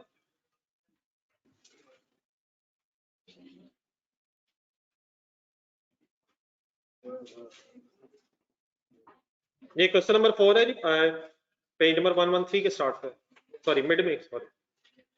Following are the extracts from the financial statements of Universal Limited for the year ended 30 June 2017। Further question करने पढ़ने से पहले नेक्स्ट पेज पे जाएगा, इसकी रिक्वायरमेंट होनी।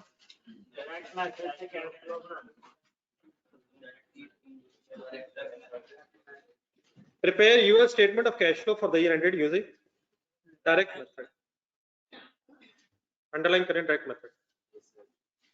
अब ये जरा चैलेंज रहेगा थोड़ा सा, और मिक्स में इसलिए कर रहा हूँ कि जरा सही तरह ज़हन में चीजें आती जाती रहे।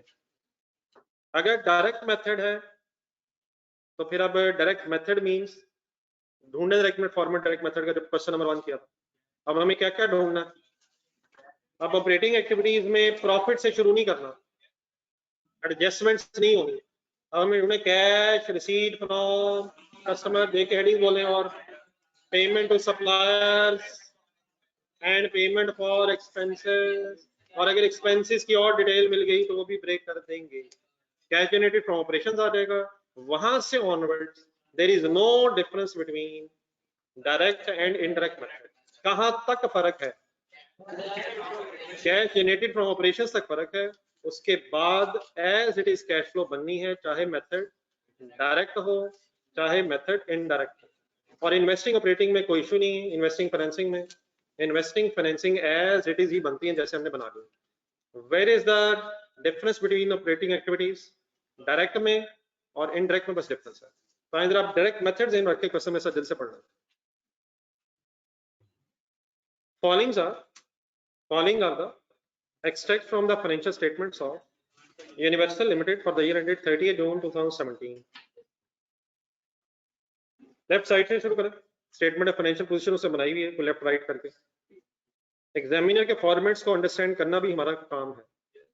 एसेट्स की लिस्ट बना रहा है लेफ्ट साइड पे, property plant and equipment, opening closing दे रहा है, कॉस्ट है WDV।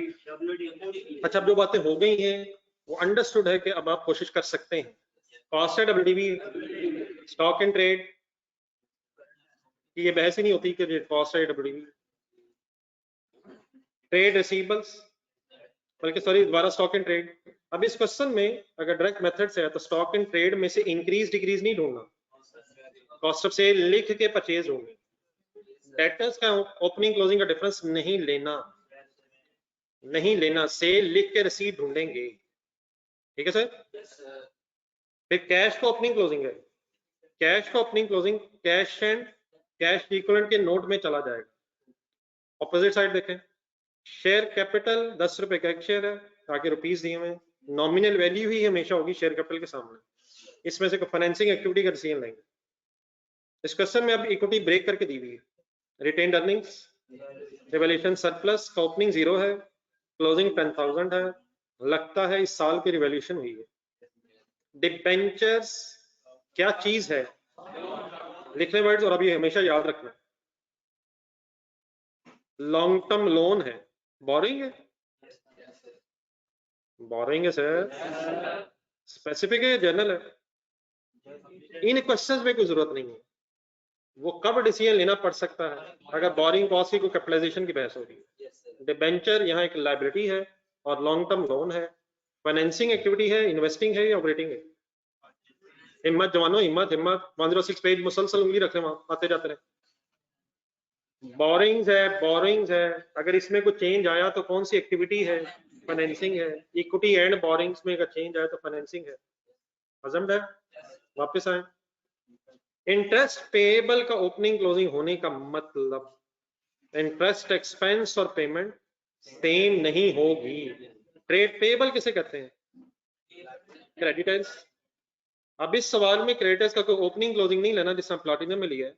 इस सवाल में डायरेक्ट मेथड है तो क्या लिख के क्या निकालना है, परचेज लिख के पेमेंट निकालनी है। कॉस्ट ऑफ सेल कौन से लेजर में जाती है, स्टॉक में। परचेज वहां से इंशाल्लाह आएगी, परचेज यहाँ आएगी, यहाँ से पेमेंट इंशाल्लाह हमारे पास आएगी। मेरी तरफ देख के जरा, क्रेडिटर्स की मेन 4 चीजें बोले लेजर की।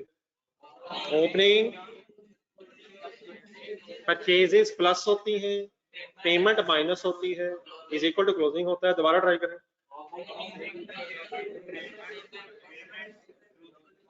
Accrued liabilities is another name of expense payable.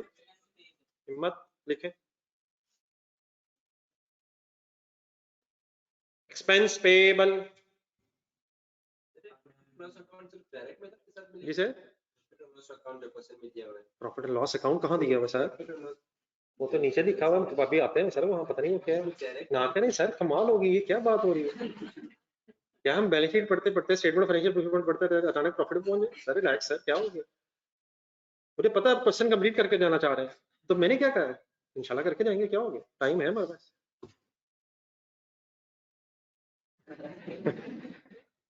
अनएंड maintenance एक वर्ड आया जी, ये क्या है, अपना नॉलेज मैंने अनएंड मेंटेनेंस। अनएंड का मीनिंग क्या होता है, लाइबिलिटी, चले ठीक है, और अनएंड कमा लिया, क्या हो गया, क्या रह गया, पैसे मिल गए हैं, पेमेंट नहीं। Amount is received but not yet earned. Earn and income क्या होती है, पैसे मिल गए हैं, कमाई नहीं है। वो पैसे मिल जाए तो कमा ली, बात खत्म हुई। कमाते कब है, जब काम कर देते हैं। किसी ने अगर एडवांस से पैसे दिए हैं तो वो आपकी लाइबिलिटी है कब तक, जब तक उसका काम ना हो जाए। तो अनएंड का एक मीनिंग लिखें जरा, पेज के ऊपर जगह है, एक एरो बनाए ऊपर चले जाए, स्टार्ट में खाली जगह। अनएंड maintenance means amount is received, amount is received but not yet earned.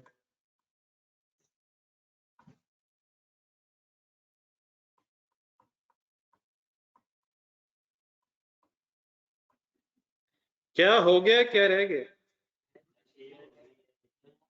पैसे मिल गए हैं, सर्विसेज या गुड्स अभी रहती हैं, हमारा काम रहता है पैसे उसने दे दिए हैं।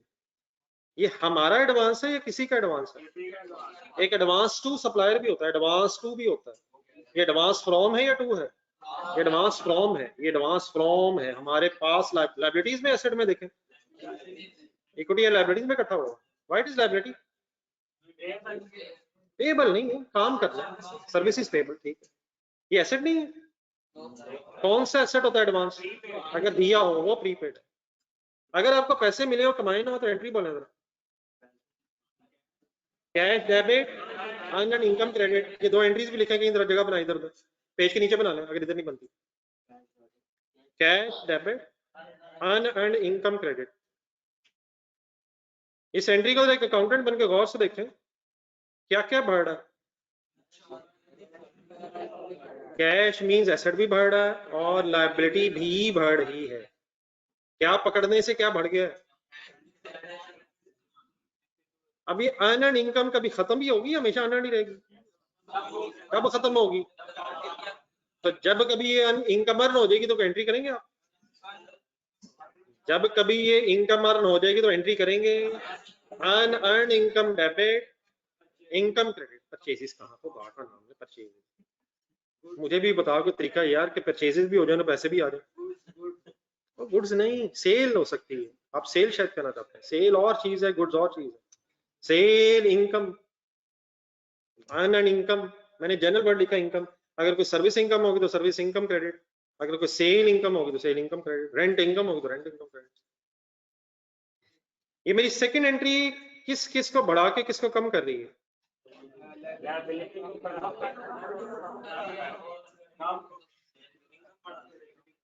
क्या बढ़ के क्या कम हो रहा है? लायबिलिटी कम होके इनकम बढ़, इनकम बढ़ के लायबिलिटी कम। तो ये काम किस दिन होगा जो दूसरी एंट्री है? आपने जेन में जरा अनअर्न इनकम का एक लेजर बनाया, नहीं बना? ब्रॉड डाउन कैरी डाउन हो सकता है इसका? अनअर्न इनकम, अनअर्न इनकम है। अगर ब्रॉड डाउन या कैरी डाउन होगा तो किस तरफ होगा? लायबिलिटी है, लायबिलिटी है, लायबिलिटी है। अब अपनी ये दो एंट्री जरा देखें जो आपने करवाई है अभी मुझे। ये जो कैश रिसीव हुआ है ये अनअर्न इनकम के लेजर में किधर आएगा? और जाने दे, कैश डेबिट हो रहा है यार, कमाल होगी। कैश डेबिट हुआ है अनअर्न इनकम के लेजर में, किस तरफ आएगा? यार कैश क्रेडिट करवा दी, कैश क्रेडिट करा दी, लायबिलिटी क्रेडिट करवा दी है। एंट्री बोले क्या किया मैंने? Cash debit unearned income credit. और जो दूसरी एंट्री आपने लिखवाई है वो इस लेजर में आएगी? भाईजान आएगी सर। किस साइड पे आएगी? वो इनकम डेबिट करवा दी है। इनकम आप डेबिट नहीं करवा रहे, आप लायबिलिटी डेबिट करवा रहे हैं। रेफरेंस किसका लिखवा रहे हैं? ऑपोजिट साइड का। ठहर सर, कुछ फिगर्स में अज्यूम कर रहा हूँ। लेट्स से ओपनिंग 1000 है, क्लोजिंग 1500 है। कैलकुलेटर पकड़ो। 2000 कैश रिसीव हुआ, बैलेंस करा। या चले सॉरी, फिगर थोड़ी बदल है ताकि आप ये ना कहना वही आ गया। 2500 कर लो। 2000। What is the amount of receipt? What is the amount of receipt? 2500। What is the amount of income? Why income is different from receipt? Because of opening closing. किसका किसका? क्रेडिटर्स का, एक्सपेंसेस पेएबल का, किसका? भाईजान question silent है। क्या क्या ना होता तो फिर क्या ही क्या होना था? अगर ओपनिंग क्लोजिंग अनअर्न्ड ना होता तो रिसीट ने इक्वल टू इनकम होना था। लेकिन अगर ओपनिंग क्लोजिंग बैलेंस है तो फिर इनकम लिखेंगे तो रिसीट निकल आएगी, और अगर रिसीट मिल जाए तो इनकम भी आ सकती है। बना लें ये सब कुछ, जरा एंट्रीज भी लिख लें, ये लेजर भी बना लें, इर्द गिर्द ही बनाइएगा, छोटा छोटा करके बना लें फिलहाल। इंशाल्लाह अभी क्वेश्चन में और एक्सप्लेन करता हूँ।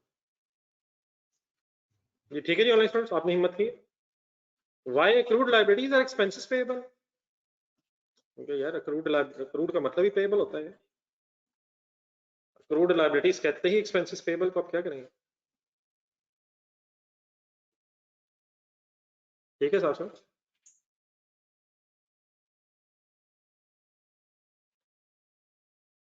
और एक्रूड एक्सपेंसेस ही वर्ड है sir, accrued expenses, expenses payable.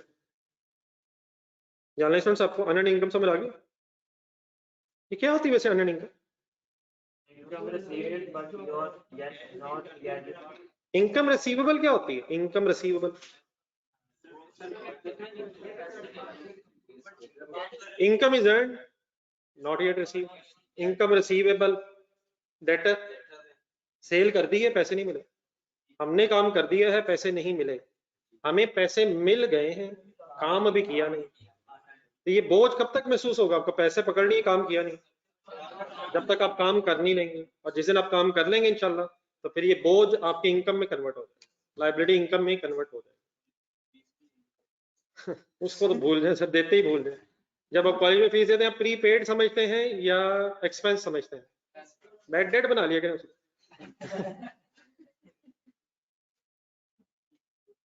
लेकिन कॉलेज वालों के लिए अनएंड है या आप लोगों के लिए अनएंड है? कब तक अनएंड है?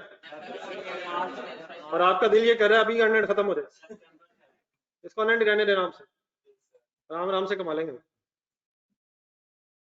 ये मेरी तरफ जरा देखे, अनएंड इनकम के लेजर में 4 चीजें तरतीब से बोलने की कोशिश करें। देख के जरा, देख के एक दफा देख के। 4 करनी थी पूरी, एक भी शुरू नहीं हुई यार।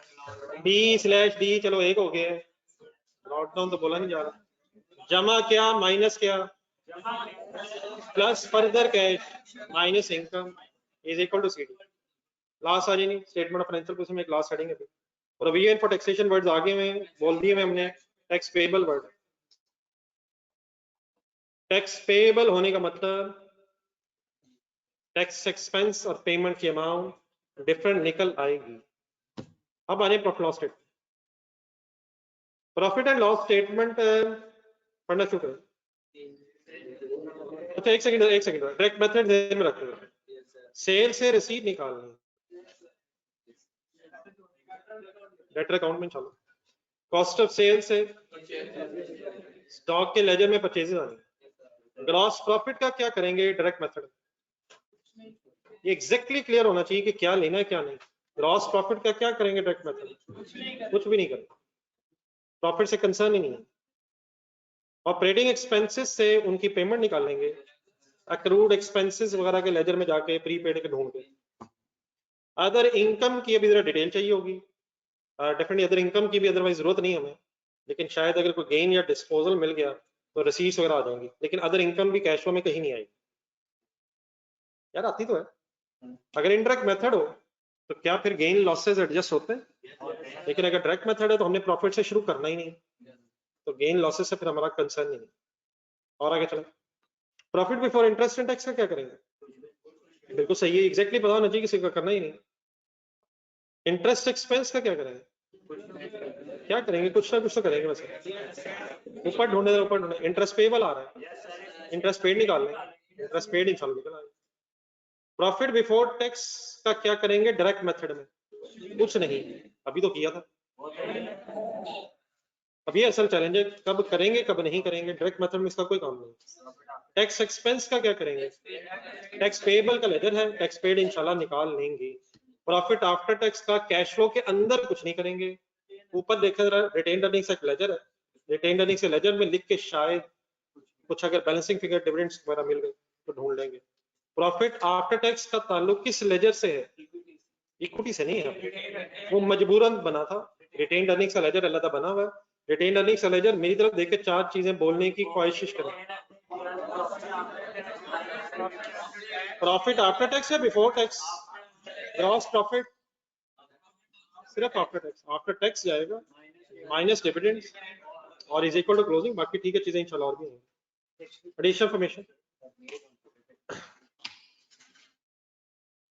60% of sales were made on credit.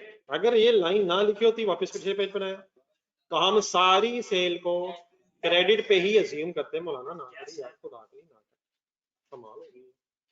अगर इंफॉर्मेशन ना हो तो सारी सेल परचेज क्रेडिट पे होगी, लेकिन अब हमें ब्रेकअप मिल गया है तो 60-40 कर लेंगे और अकॉर्डिंगली 60% शायद डेटर के लेजर में जाएगी। डेटर के लेजर में क्रेडिट सेल जाएगी या कैश सेल? नंबर 2, यूएल मेंटेन्स।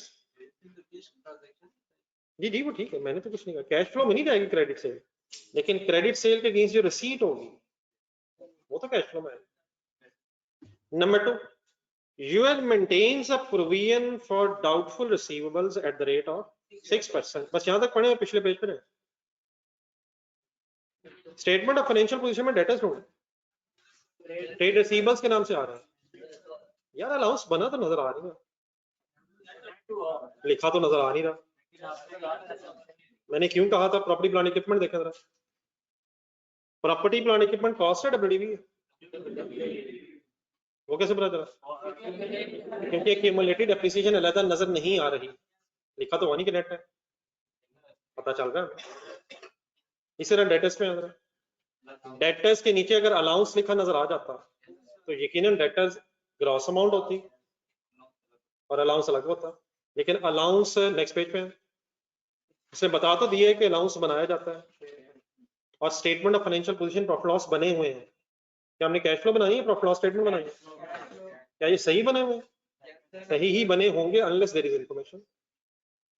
तो देयरफॉर हमेशा हम अज्यूम करेंगे कि सही एंट्रीज हो चुकी हैं, व्हिच मींस दोबारा डेटर्स देखें जाकर, क्या ये डेटर्स अब 94% रह गए? सर जी 94% रह गए हैं, कल 95 थे, आज 94 रह गए, कल लगता 93 हो जाएंगे। 94 क्यों रह गए? 6% अलाउंस है, 6% अलाउंस है। अच्छा, ओपनिंग पे बना हुआ या क्लोजिंग पे बना हुआ? मेंटेन्स के वर्ड को अंडरलाइन करें। मेंटेन का मीनिंग क्या होता है? आगे आगे आगे, मेंटेन मेंटेन बरकरार रखते थे हम। यकीनन क्वेश्चन नंबर 1 उन्होंने पिछले पेजेस पे है। क्वेश्चन नंबर 1 में हमें कैसे पता चला था कि ओपनिंग पे अलाउंस नहीं बना हुआ? कहाँ बताया हुआ था? क्वेश्चन नंबर 1 पेज नंबर कौन सा है? 110 110 नहीं, ये वाला क्वेश्चन नंबर 1 नहीं, मासूम से छोड़ा क्वेश्चन नंबर 1, प्लाटिनम ढूंढे। 110 110 110 पॉइंट नंबर 4 पढ़े। क्या ओपनिंग पे अलाउंस नहीं था? ये कैसे पता चला था? लिखा हुआ था। और अगर नहीं लिखा हुआ और मेंटेन है तो बाय डिफॉल्ट भी अज्यूम कि ओपनिंग क्लोजिंग दोनों पे बना होगा unless there is information. Maintain का मीनिंग वैसे क्या होता है? लेट्स अज्यूम आपकी ये पॉलिसी है कि आप अपनी जेब में 5000 पे मेंटेन रखते हैं। इसका क्या मतलब होगा? क्या हर वक्त पड़े रहते हैं? साल का शुरू हो तब भी पड़े रहते हैं, साल का एंड हो तो पड़े रहते हैं। मेंटेन रखते हैं आप। हाँ, उससे ऊपर जा सकते हैं लेकिन इससे नीचे नहीं आने देते आप। नहीं बताया मैंने वैसे ही है, बरकरार रखते हैं। तो बरकरार का मतलब ओपनिंग क्लोजिंग सेम रखते हैं। कितने कितने परसेंट? नहीं नहीं, वो हो सकता है आप ज्यादा रखते हैं, मैंने वो छोटी सी अमाउंट बताई। इन्हें तो नहीं वैसे तरह है, मतलब कितने पैसे अगर मेरी जेब में रह जाए तो मेरे डैडी को दोबारा कॉल कर देनी है। पॉलिसी बनाई होगी आपने, तो हो सकता है आपने ज्यादा रखा हो, तो पता नहीं चलता, इधर उधर आते जाते एक बंदे का दिल कर पड़ता है, ये खा लो वो खा लो। ये पॉइंट नंबर 2 सर। यूएल क्या मेंटेन करता है सर? कितने परसेंट मेंटेन करता है? तो 6% प्रोविजन अगर है तो डेटर्स 94% रह गए होंगे। और कैश फ्लो के क्वेश्चन में चाहे डायरेक्ट हो या इनडायरेक्ट हो, हमेशा डेटर्स को आपने ग्रॉस अप कर लेना है। कैसे कर लेना है? डिवाइड बाय 94 इंटू 100, इंशाल्लाह वो भी करते हैं, अभी कर लेते। एक चीज और भी है साहब, during the year trade receivables of 7 million वर, ये क्या होता है जी? रिटर्न ऑफ नहीं, रिटर्न ऑफ बैड डेट्स का मतलब क्या होता है? हाँ जी, लिखे नहीं, एक्चुअल बैड डेट्स नहीं, एक्चुअल बैड डेट्स का मतलब हो जाता है कंफर्म हो गए। एक होता है डाउट प्रोविजन, डाउट है शायद ना मिले। रिटर्न ऑफ का मतलब होता है आपकी उम्मीदें दम तोड़ गई हैं। एंट्री बता दो, bad debts debit, debtor credit. ये डेटर क्रेडिट होता है, डेटर के लेजर में फिगर जाती है। दोबारा एंट्री रिपीट करें। कैश ट्रांजैक्शन है, नॉन कैश है? मेथड डायरेक्ट है, इनडायरेक्ट है? डायरेक्ट मेथड में प्रॉफिट में एड बैक कर देंगे, डायरेक्ट मेथड में प्रॉफिट से याद ही नहीं करना। इसका क्या करेंगे मैं खुद बताता हूँ।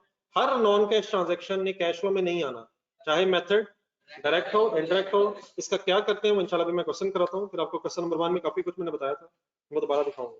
पॉइंट नंबर 3, डेप्रिसिएशन एक्सपेंस है जी 22.5 मिलियन।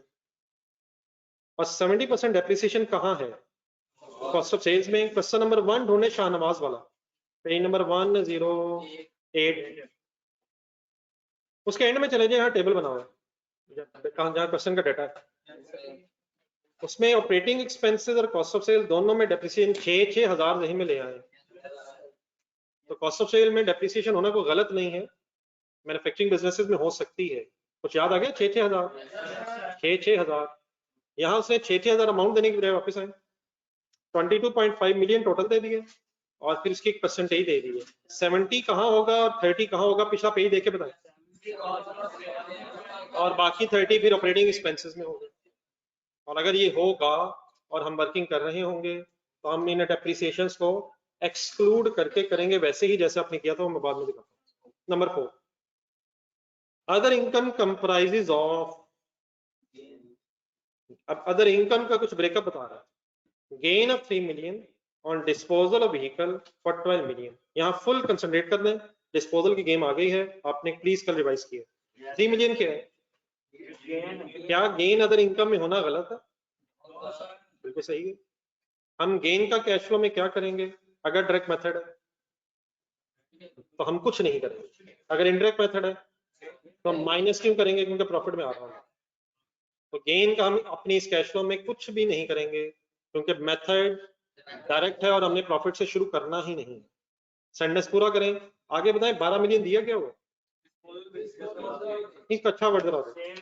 हाँ जी, सेल प्रोसीड। ये पैसे हैं या वैल्यू है? व्हीकल को बेच के इतने मिले हैं या इतने की व्हीकल थी? For 12 million. कितना गेन हुआ है? सोचें व्हीकल्स की डब्ल्यूडीबी क्या होगी? और 15। 12 क्या है? 12 क्या है? 3 क्या है? क्या बेच के गेन हुआ है? गेन कब होता है? जब डब्ल्यूडीबी कम हो या डब्ल्यूडीबी से पैसे ज्यादा मिले हो। एक एंट्री सुने जरा, कैश डेबिट कितने से? हिम्मत हिम्मत जवानो हिम्मत। 12 12 12, gain credit 3, asset credit 9। Double entry पूरी होगी। 12 जेन में रखें। 12 क्या है? कैश फ्लो में आएगा ये? 12 कैश फ्लो में आएगा सर, कैश फ्लो में आएगा सर। पेज नंबर 106 देखें, जल्दी देखें, भागते जाएं आप। डेफिनेशन याद कर लें, याद कर लें। Investing, operating, financing, by investing, acquisition and disposal of non current asset. 12 million कौन सी एक्टिविटी में आप मुझे लिखवाएंगे? पॉजिटिव, नेगेटिव, वजह? इनफ्लो है, इनफ्लो है, इनफ्लो है। पॉइंट नंबर 2 देखें इसी में, मेंटेनेंस इनकम कितनी है? अगर इनकम में मेंटेनेंस इनकम शामिल होने पे हमें कोई इतराज? हरगिज नहीं। पिछले पेज पे जाएं, क्या मेंटेनेंस इनकम का कोई अर्न का बैलेंस भी है? लेजर गौर से देखें, अभी एक लेजर बनाया आपने, लेजर गौर से देख लिया। नेक्स्ट पेज पे है, 8.2 बताएं क्या है? इनकम है या रिसीट है? इनकम है। क्या कैश निकल आएगा? किस तरफ इनकम लिख के किधर से कैश निकल आएगा? डेबिट साइड पे इनकम लिख के। यस सर, लायबिलिटी के लेजर में, लायबिलिटी के लेजर में डेबिट साइड पे इनकम लिख के कैश निकल आएगा। रहने दे अभी, सब रहने दे, निकालते हैं। मेरा तो ख्याल है यही इनकम रिसीट है। मेरा ये ख्याल कब सही होना था? अगर ओपनिंग क्लोजिंग डेटर ना होते तो, अगर opening closing earn and maintenance income ना होती तो मेरा ये ख्याल, कौन सा ख्याल? यही यही यही वो होना था। यही क्या और क्या होना था? सर जी बोलने की हिम्मत करिए, बार बार बोल के याद होना। इसी इनकम में रिसीट कब हो जाना था? अगर आपकी स्टेटमेंट ऑफ फाइनेंशियल पोजीशन में ये अर्न एंड मेंटेनेंस की स्टोरी ना होती तो क्या ये 8.2 इनकम है? क्या ये 8.2 इनकम है? और क्या यही रिसीट भी होनी थी? लेकिन हमारे इस क्वेश्चन में इस वक्त क्यों नहीं होना इसने? क्योंकि opening closing of earn and income मिल गया है। रजिस्टर खोलें, आए इस क्वेश्चन को सॉल्व। अल्हम्दुलिल्लाह टाइम बहुत ज्यादा।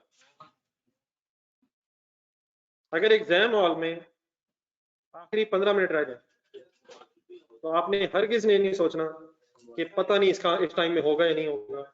अल्लाह मालिक है, आपने अल्लाह का नाम लेकर बिस्मिल्लाह पढ़ के शुरू कर देना, बाकी अल्लाह मालिक है, इंशाल्लाह कुछ हो ही जाएगा। यूनिवर्सल लिमिटेड क्या बनाना चाह रहे हैं? Statement of profit loss, statement of cash flow.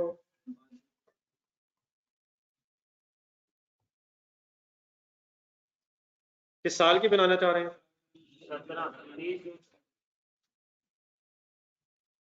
30 जून 17।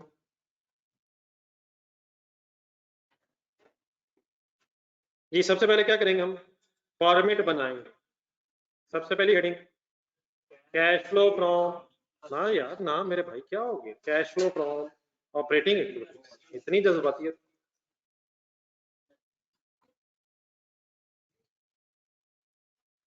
हाँ जी, cash flow from operating activities इस सवाल में हमें किस मेथड से बनानी है? डायरेक्ट मेथड से।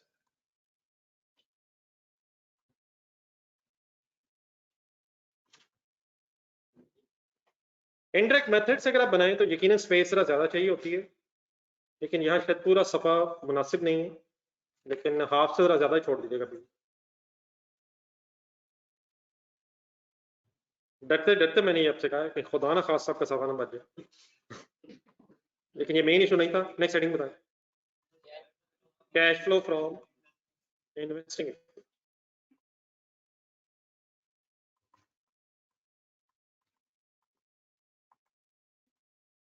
अब इसके लिए भी आपको आइडिया हो गया होगा, 5-6 लाइनें चाहिए होंगी इस सवाल में भी,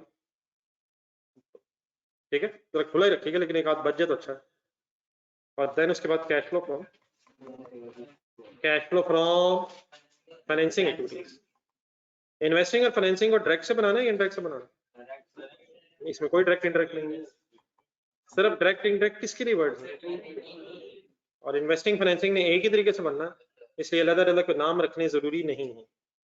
फाइनेंसिंग के लिए भी आपको 3-4 लाइनें चाहिए होंगी, 4-5, तो अब एक पेज पे इकट्ठा करना कंपलसरी नहीं है, नेक्स्ट पेज पे आना तो पड़ना ही है। सबसे पहले कौन सी वर्किंग किया करेंगे आप? ना ना ना ना, identification of cash and cash equivalents, please ये चीज आप सेट करें। नहीं सर जी, वो बिल्कुल ऐसे नहीं करना, हरगिज ऐसे नहीं करना। वर्किंग्स में सबसे पहला काम क्या करवा दें? सवाल देखें, कैश एंड कैश इक्विवेलेंट्स के कंपोनेंट जहन में लाएं और ढूंढना शुरू करें। मेरी तरफ जरा देखें, बताएं कैश एंड कैश इक्विवेलेंट्स के कंपोनेंट्स होते कौन कौन से?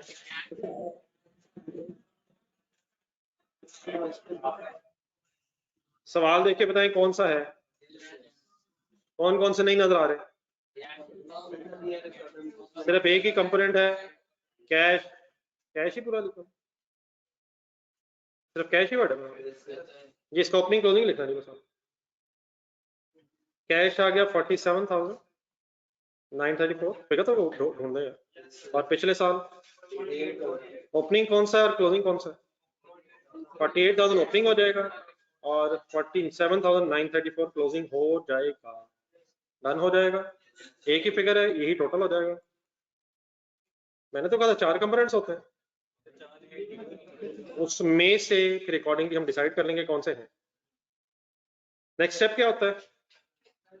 इनके स्टेटमेंट ऑफ फाइनेंशियल पोजीशन के किन आइटम्स के अलावा, इस कैश के अलावा स्टेटमेंट ऑफ फाइनेंशियल पोजीशन में जितने हेड्स हैं उनके अपने जल्दी से लेजर बनाने हैं, लेकिन लेजर्स बनाते हुए नेक्स्ट पेज पे जाएं, ये डेटर्स खास तौर पे ध्यान में रखना,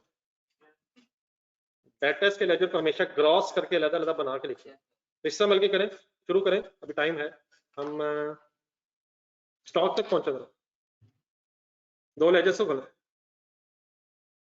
ये पता है क्या करने लगा, क्या करने लगा? लेजर्स बनाने लगा। कहां से देख के? स्टेटमेंट ऑफ फाइनेंशियल पोजीशन देख, ब्रॉट डाउन हो गया 120, अब रुपीज इन थाउजेंड है नहीं, ब्रॉट डाउन 120, ठीक है। जब 120,000 के साथ 3 जीरो ना हटा दीजिएगा, वो मिलियंस में हो जाएगा, तो पहले ही 1000 में डाटा है, 1000 में ही। तो क्या लिखा है आपने? डेबिट 120,000 ही लिखा है, क्लोजिंग 158,500। अच्छा, स्पेस आपने रखनी है, हो सकता है क्वेश्चन के लेजर्स बनाते हुए पहला सवाल देखते हुए आपको महसूस हुआ कि कुछ कमी है जगह में, तो अगर महसूस हुई है तो अकॉर्डिंगली स्पेस थोड़ी ज्यादा रखना है, 4-5 लाइनें मेरे नजदीक होनी चाहिए एहतियातन। देन स्टॉक के लेजर में ब्रॉट डाउन है 45,000 and 58,000 क्लोजिंग।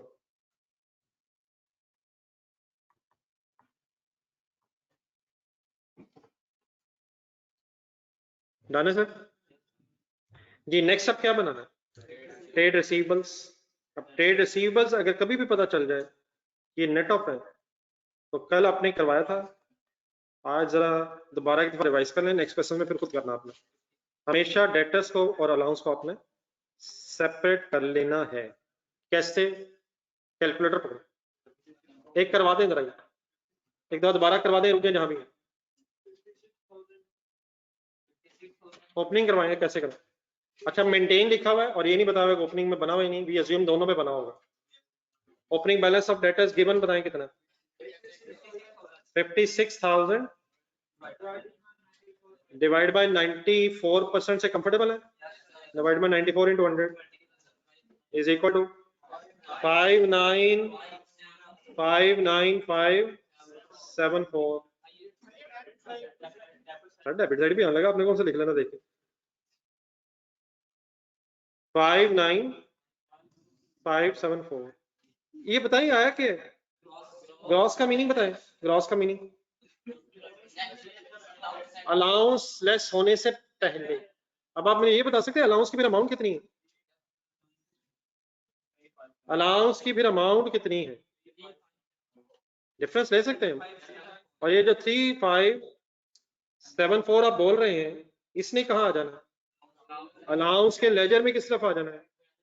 तो ये ओपनिंग अलाउंस पे डला रहा हो। सबको पता चल गया क्या किया मैंने? क्या किया बता दें। डेटर्स नेट थे, ग्रॉस किया है और अलाउंस को फिर अलग ट्रीट कर लिया है ताकि अलाउंस के लेजर में से अलग डिसीजन हो जाए अगर कोई नॉन कैश ट्रांजेक्शन है, और डेटर्स का फिर अलग डिसीजन हो जाए। जी क्लोजिंग करवा दो, बोल दे फिगर तो 68,000 डिवाइड बाय 94 इंटू 100 72340। और अलाउंस का बैलेंस बता दो। ये पता चल रहा है अलाउंस कैसे आ रहा है? Difference between gross and net debtors, gross and net debtors में डिफरेंस आ रहा है। मल्टीप्लाई बाय 6 करके भी आ जाएगा, चेक करें जरूर, किया करें।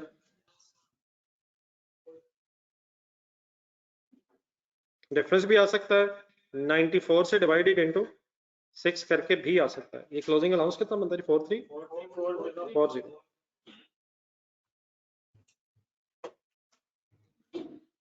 जब भी कभी डेटर्स नेट होने की इंडिकेशन मिलेगी तो आपने क्या करना है? ग्रॉस कर लेना है ताकि अलग अलग लेजर्स बन सके। डाने सर नेक्स्ट बताएं कौन सा लेजर बनाओ? कैश, कैश कौन सा छोड़ना है? नेक्स्ट ऑपोजिट साइड पे आ जाए। शेयर कैपिटल का लहदा बनाऊं या सारों का इकट्ठे करके इक्विटी बना दूं? हमेशा लहदा ही बनाना है, पिछले सवाल में मजबूरी हो गई थी। तो ब्रॉड डाउन शेयर कैपिटल बना 150,000, कैरी डाउन बना 175।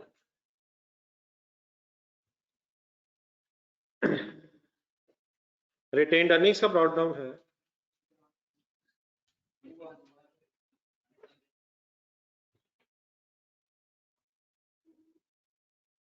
21,500, कैरी डाउन है 54,434।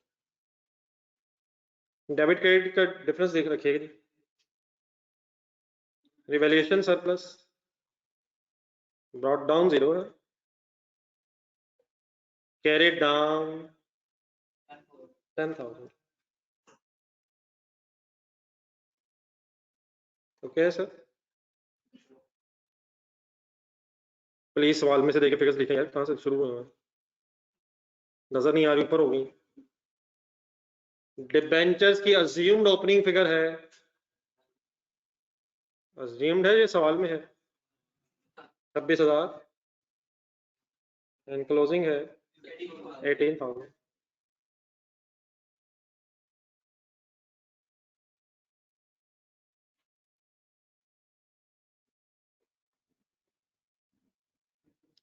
अगर किसी ने क्वेश्चन में से देख के लिखी हैं तो मेरी तरह चेक कर ले सही, बाकी मतलब गलती लिख रही मैं सर।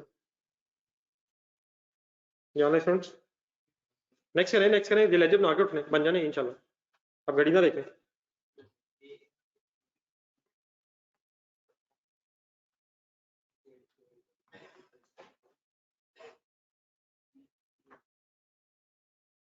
इंटरेस्ट पेबल का ब्रॉड डाउन है 2500, कैरी डाउन है 1000।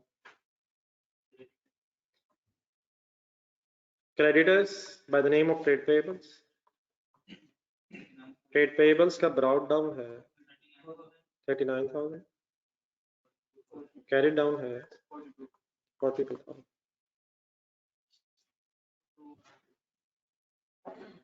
accrued liabilities काइंडली प्लीज ध्यान में रखें, एक्सपेंस लेबर के लिए वर्ड है, accrued expenses, accrued liabilities, brought down accrued liabilities हैं 18,000, carried down है 20,000.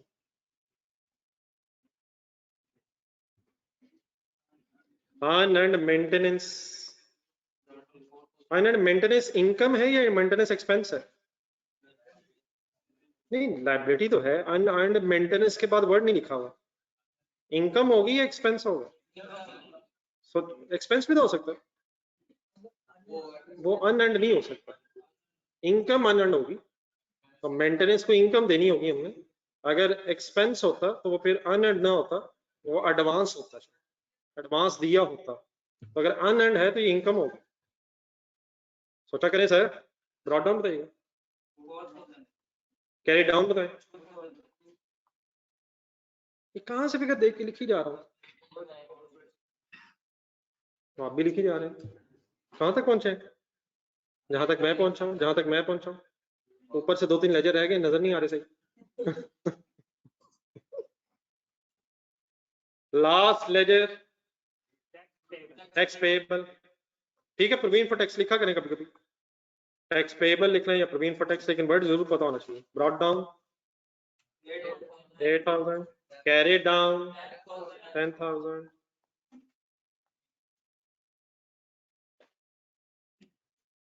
Done sir. सेल का लेजर बनवाएं, और यार फिगर्स आ रही हैं यार, क्या हो गया, कॉस्ट ऑफ सेल का बनवाएं, ये किसके लेजर बनाने हैं सही बता के उठा,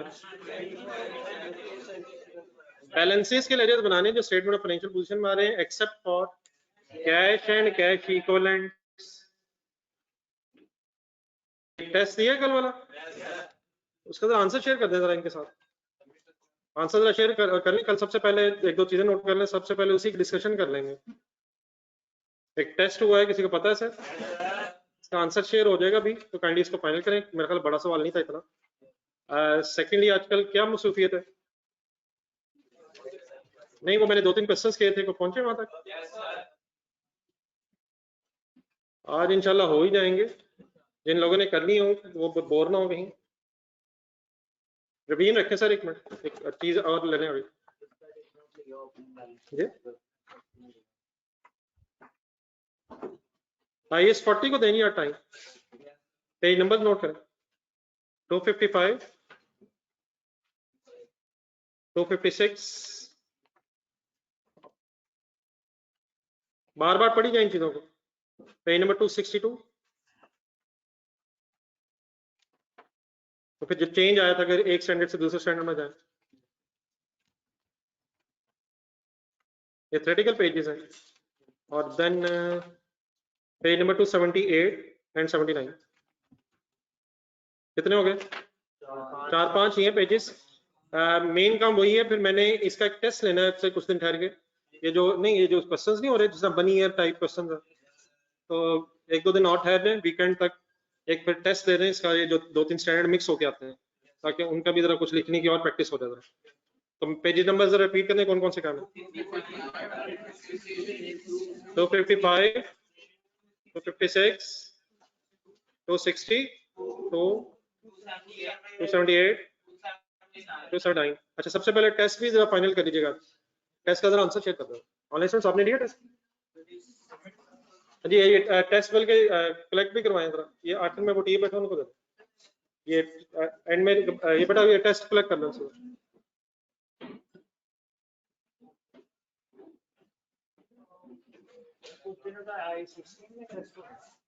अब ये वाला नहीं, वो फिर बता दूंगा मैं कौन कौन स्टैंडर्ड मिक्स करूंगा, इसी तरह नहीं जिस तरह बनी ईयर टाइप क्वेश्चन। हाँ जी, IAS 20 है मेरा ख्याल है, 2-3 स्टैंडर्ड मिक्स करके कर लेना एक दफा प्रैक्टिस पे, बड़ा सा क्वेश्चन होता है तो अटेम्प्ट करने की प्रैक्टिस होनी चाहिए। अल्लाह